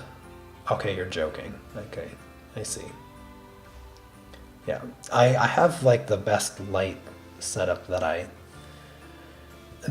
think I can manage currently. But it looks so much better in person. I just wish I could get it to look half as good as in. I think maybe I have it looking at least half as good, but half as good is still only half as good. I think maybe go a little bit darker up here above the eyelid, just a little bit. Yeah, even those creases underneath the eyes. Maybe go a little bit darker. Sometimes it's scary to go darker, making her look like she has a black eye or whatever, but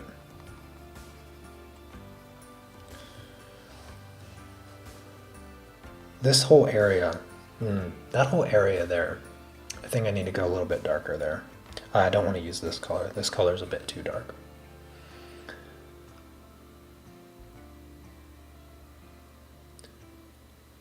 I feel like the eyes are not spherical. I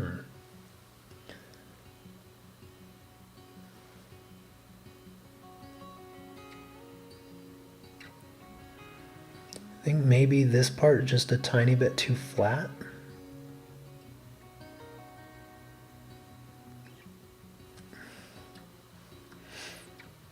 There.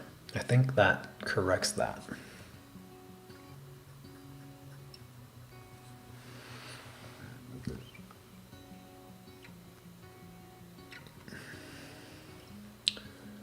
Let's see here.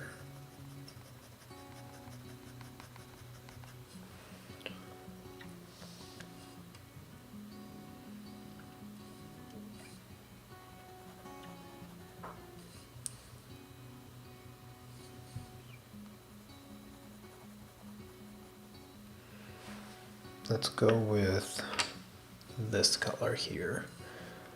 I still feel like this part of her underneath her eye is not as dark as I want it to be.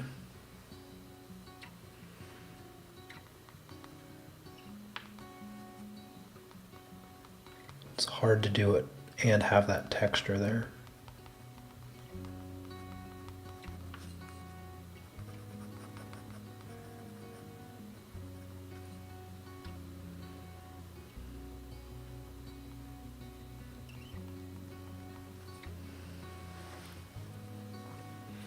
I appreciate the nitpicking, so no worries.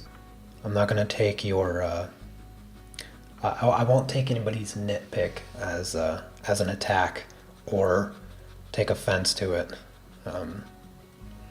Because at the end of the day, I do realize that you're looking at it through a camera, which will never look as good as it does in person. But an extra set of eyes is always a helpful tool to have, so I appreciate the insight. Ooh, that shadow under her nostril, not quite dark enough. Let's lift that a tiny bit.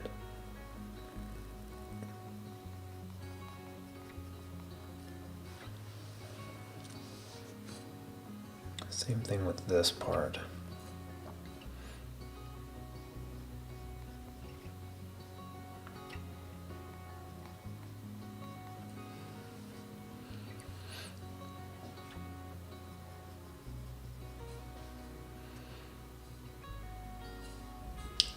Let's see.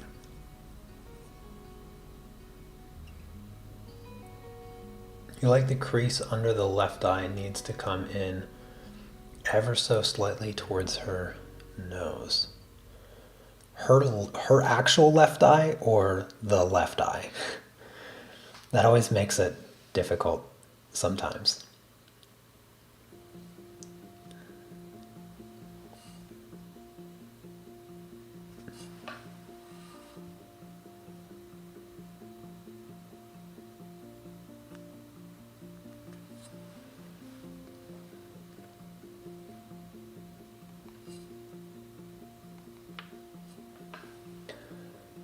You bet her hair is going to look amazing. I hope that I can do realistic hair.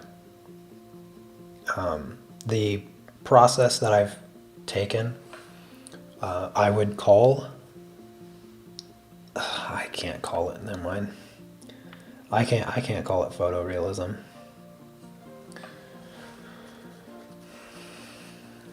but it's close. Maybe it's close to photorealism. That's kind of what I was going for. I was hoping that I could reach it, but I'm not getting it. Not sure what it is that I'm doing wrong, but I was hoping to get there. But I don't think I'm going to on this project. It might be that it's just too small. Really hard to do photorealism when the drawing isn't big enough. It's not really possible to do photorealism on a subject like this, drawn this small. Oh no, did I just make that too dark?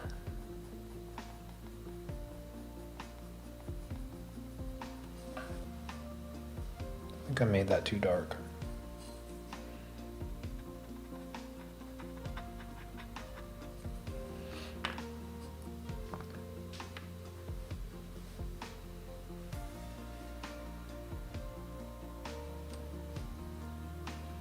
Okay, so her left eye.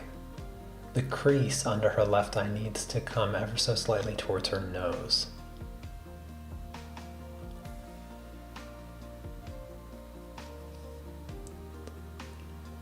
I'm not following. I'm trying to gauge what you're referring to, but I'm not seeing it. All right, what color do I need? This color, yes, this color. Actually, I'm gonna go with this color.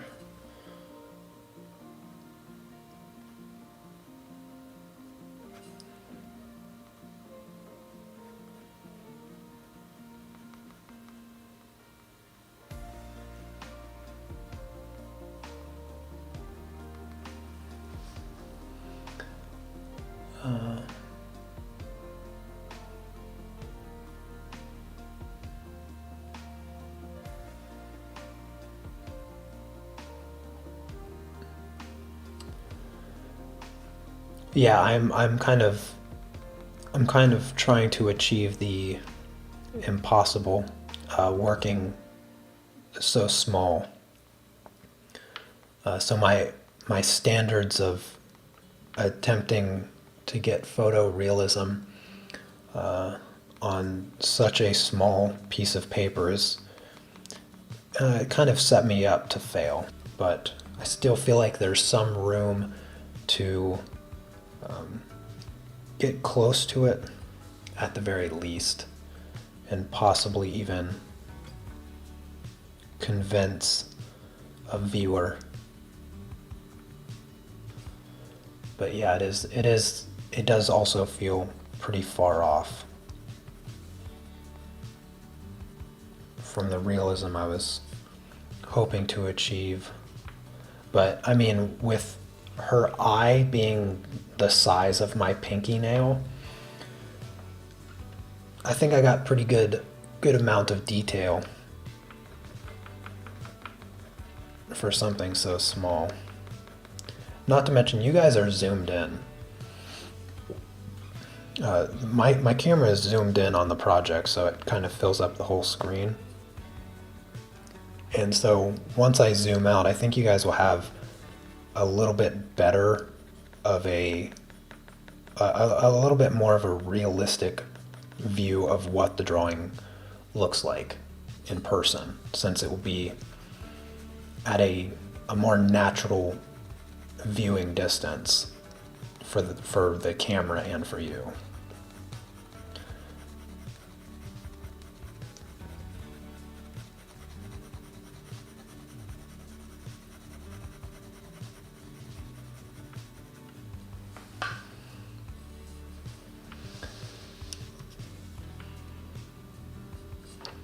Oh no, I have never overworked anything. I've never overworked anything. And again, are you talking about this left eye or this left eye? We need to establish a standard of referring to left or right.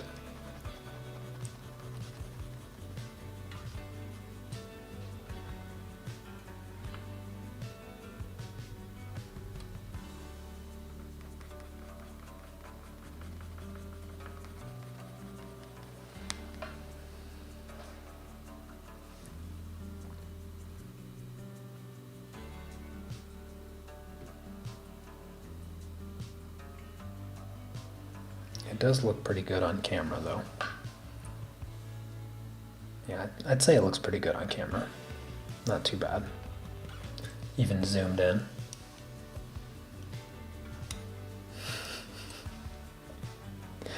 All right, her left eye.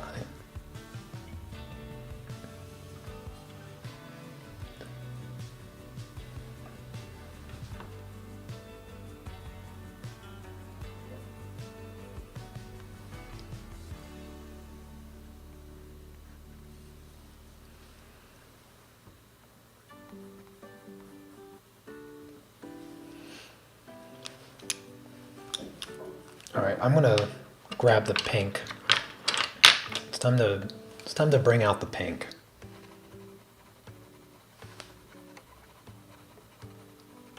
I think this is probably the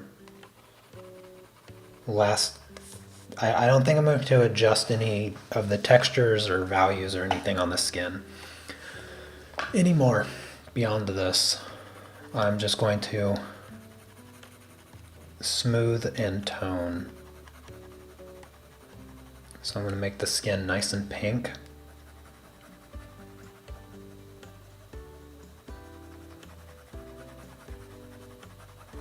And then I'm just going to say that the face is done. And I'll be able to move on to the hair.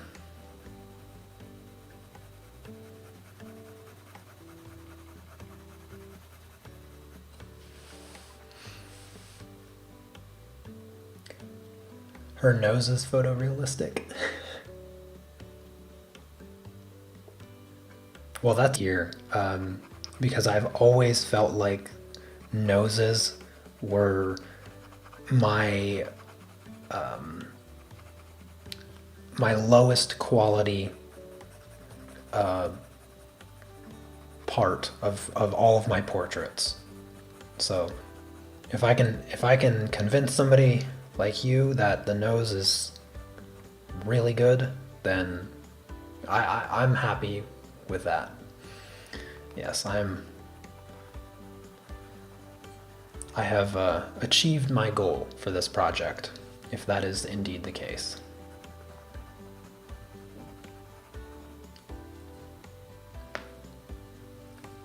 I did spend a considerable amount of time on the nose.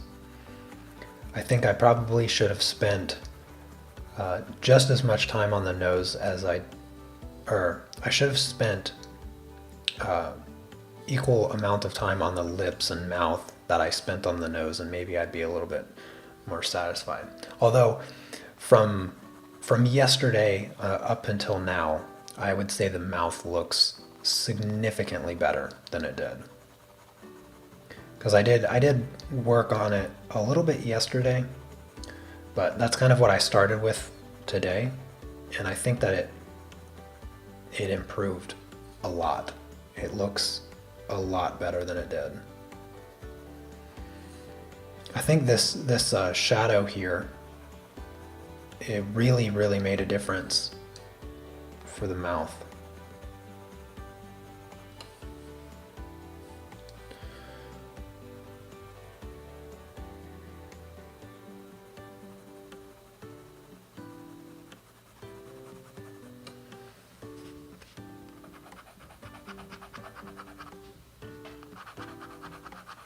I don't think I'm going to get started on the hair today. I think after I finish making the skin pink, I'll just call it a day I've been streaming for a couple hours now. You guys are probably tired of hearing me ramble on about nonsense. So I think I'll call it a day and I'll get some lunch.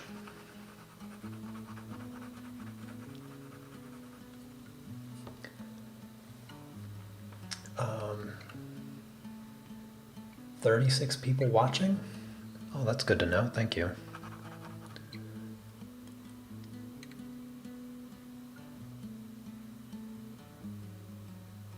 Yeah, I mean, my hand can just cover up the face. Like that just emphasizes how small this drawing actually is. Because this is only like a 5 by 7. I think it's 5 by 7 inches piece of paper. So yeah, it's pretty small.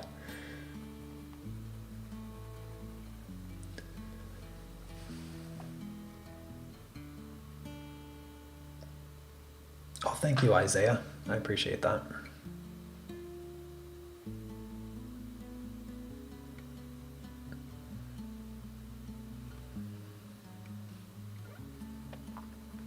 Well, if you're looking for classes on colored pencils and pastels, look no further than my website.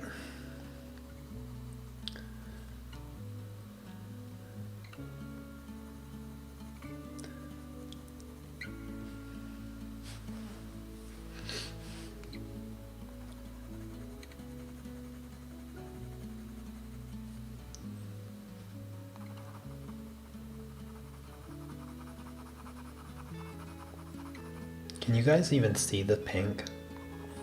Can you see the abundance of pink I'm adding to the face? It's magical. This is a magical pink. I gotta come up with a name. Gotta come up with a good name for this pink.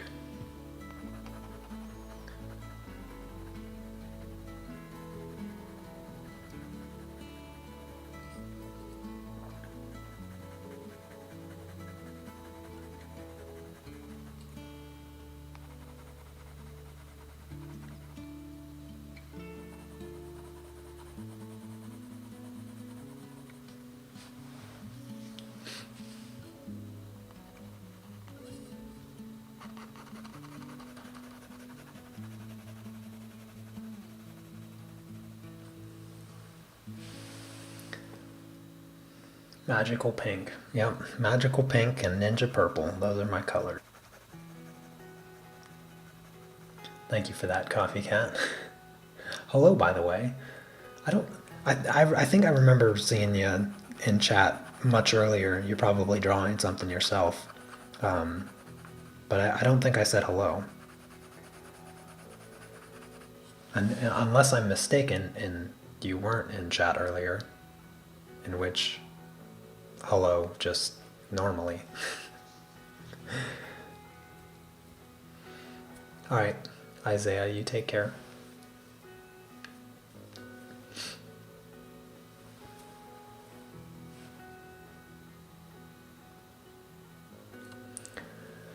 Yes, that is true.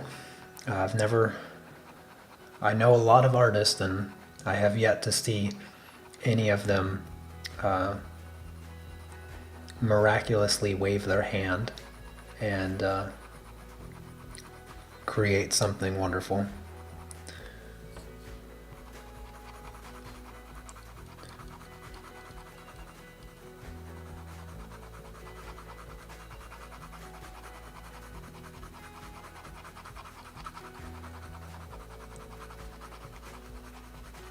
This paper is probably the smoothest surface that I have in my house. I've applied so many layers to this paper up to this point. A ridiculous amount of layers.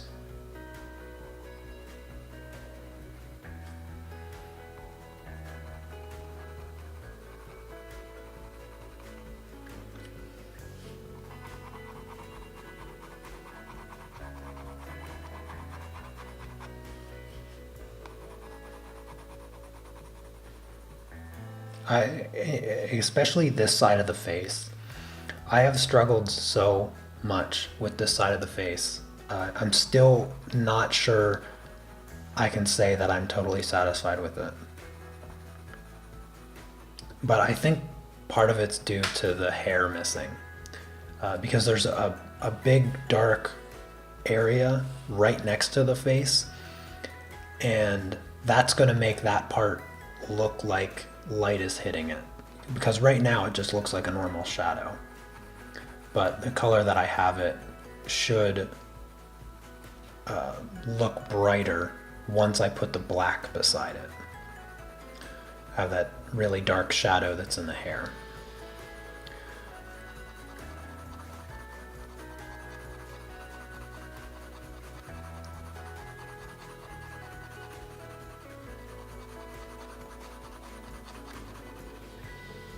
But this pink is definitely adding a lot to the skin tone. It's making a much bigger change than I anticipated, actually. I mean, I felt like her skin had a good color to it all the way up to this point, but now I feel like it has a lot more life into it. I'm really laying on this magical pink. Magical pink, I like that name.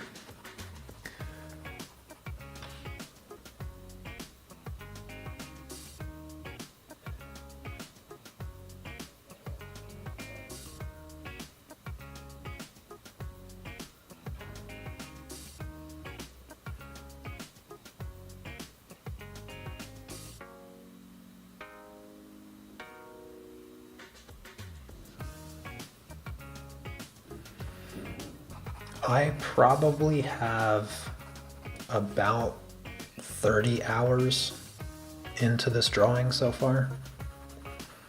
If I were to estimate,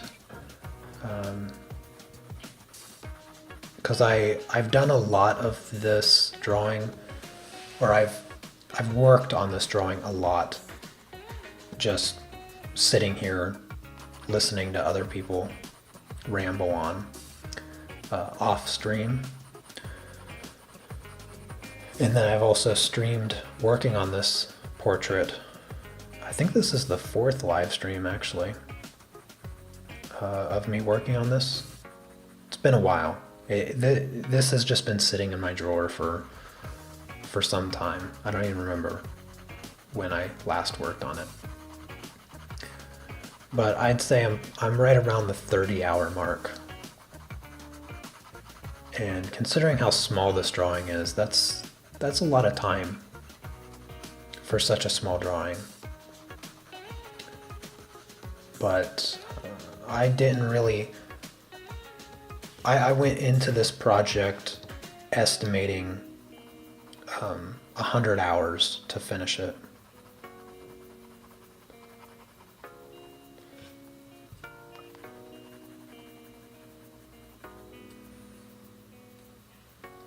Sometimes I feel guilty about the amount of time I put into my art. I don't know. I guess, does anybody else have that feeling? Like, because I play video games occasionally too, and when I do play video games, it's often for a long time. But like, I don't know, you ever a little bit guilty for the things that you spend a lot of time on? That when taken into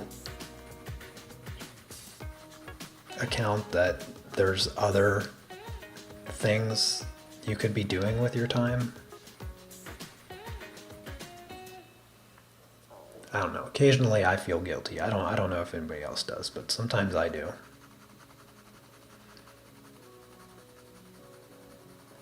Usually it's only when I stop to think about the amount of time that I'm spending.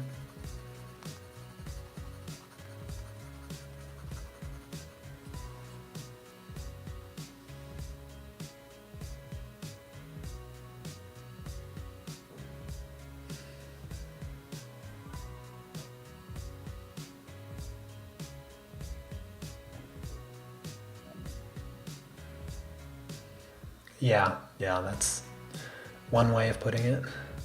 Opportunity cost, you know? If you, I could probably make more money, even as an artist, if the downtime or the leisure time was spent maybe marketing or promoting in some way, or coming up with the next algorithm breaking video for my channel or something along those lines. But I did a bit of that in the past to kind of grow my YouTube channel, and it, as beneficial as it was to the bank account, I felt like it affected me negatively. So I don't really focus on those things the way that I possibly could spend my time. I kind of prefer these impromptu live streams better. I feel a lot less obligated to, I don't know, to appeal to the algorithm, I guess. I don't know. It feels a lot like there's a lot less pressure on me to just turn my camera on and go live. Because I didn't even have this live stream scheduled until a half hour before I actually go live.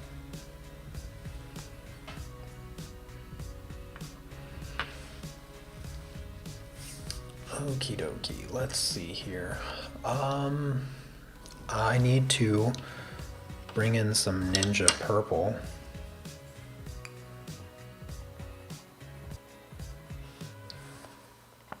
I'm gonna bring in some much needed Ninja Purple into the shadows.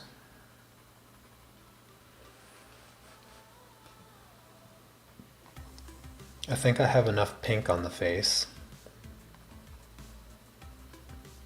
She feels nice and pink. Magically pink.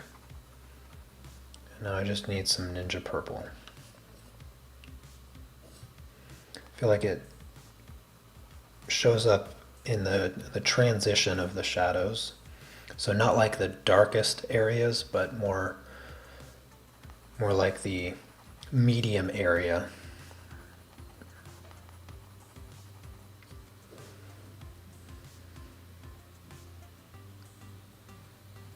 Every time you look at a drawing, you see the time you spent. Yeah, that's very true.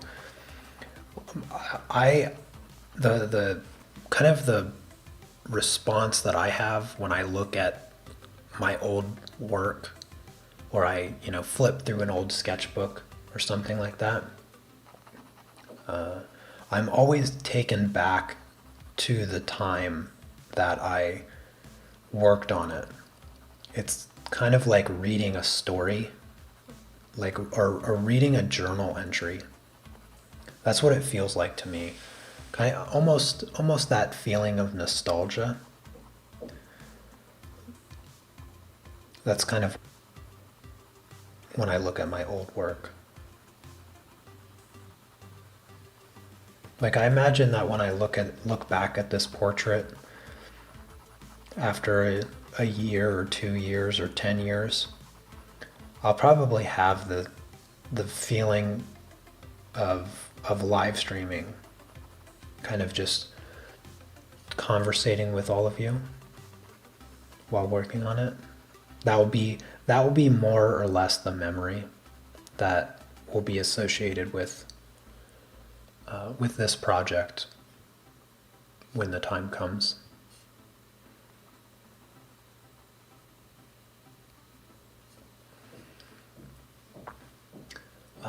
Am I going to play Cyberpunk 2077? Probably not. It's not really my kind of game. I will most likely buy the PS5 next year. Once all the broken machines have already been bought up, and PlayStation or Sony realizes that they made some big mistake in the design and they have to change it, like they do with every new system launch. Then I'll make sure that I'll buy it like 6 to 8 months later when the new machines that are fixed come out. And then I don't even know what first game I'll get. Probably Call of Duty. I'm a big Call of Duty fan. I love first-person shooters, and I like the more realistic first-person shooters. I didn't like the Call of Duty where they started.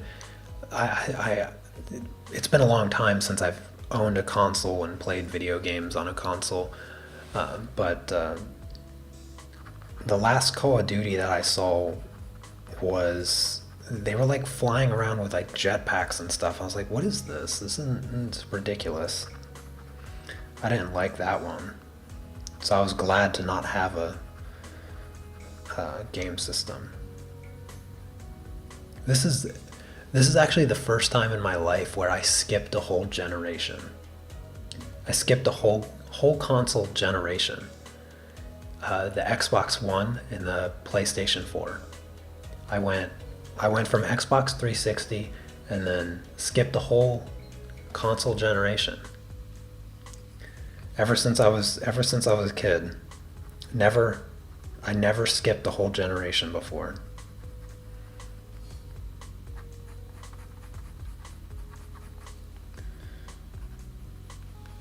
I just wasn't into video games for the longest time. Yeah, I'm a bit more of a PC gamer at this point, but purely because of convenience.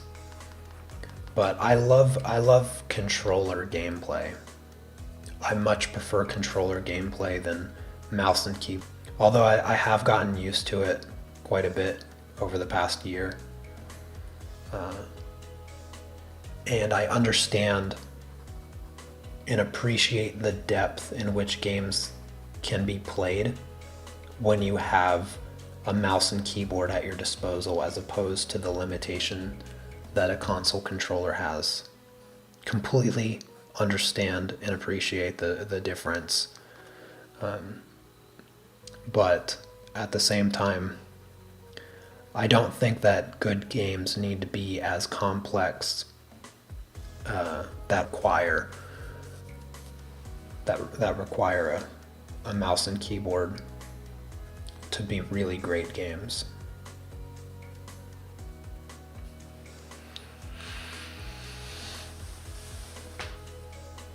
Alrighty, I think I am going to call it done.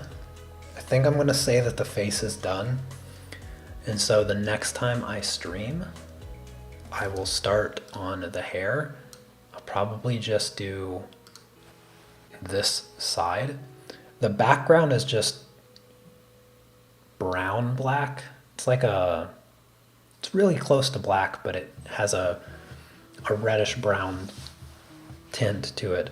And her hair is blonde, like a darker blonde, almost like a really light brown, I guess.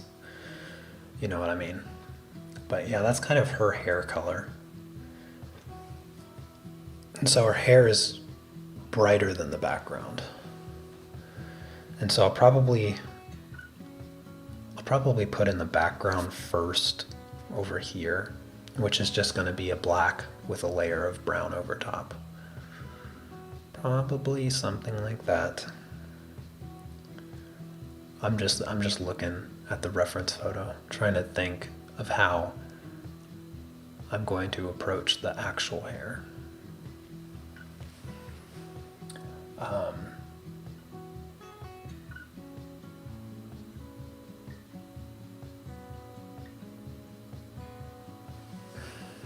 Anyways, I think that is going to be it for today. I do really appreciate everybody that came by and hung out with me these past few hours. I hope that you enjoyed it. Let me zoom out a little bit so you can see there. So that's a little bit better of the view. So here's my hand to put it in perspective. That's a little bit more of a natural viewing distance. If you were sitting here in person, maybe now the details that you were complaining to me about make more sense, and they don't stand out the way that you thought that they did. But yeah, still have a lot of work to do on this, but I'm glad I have you guys here to hang out and keep me company while I do it. But I am going to make some lunch now, and I will maybe do another live stream next Friday. But if you don't want to wait for the next live stream that isn't guaranteed in the first place, you can always join my art club. I have a link for that in the description. I live stream 4 times a week, Monday through Thursday, both colored pencils and pastels. And those ones aren't just hanging out like I did today. Those ones are specifically designed to teach you. And so I talk you through every tiny detail that I do. Everything down to the amount of pressure I have on the pencil. So I try to be as thorough as possible so that anybody can follow along. You don't have to be a professional artist in any way to follow along. You don't even really have to be all that good, because I even give you the line art for every project, so you don't have to draw anything. You can just focus on the coloring aspect of the art. But anyways, that's going to be it for me today. Hope you have a fantastic rest of your Friday. Have a great weekend, and I'll see you next time. Take care. Peace.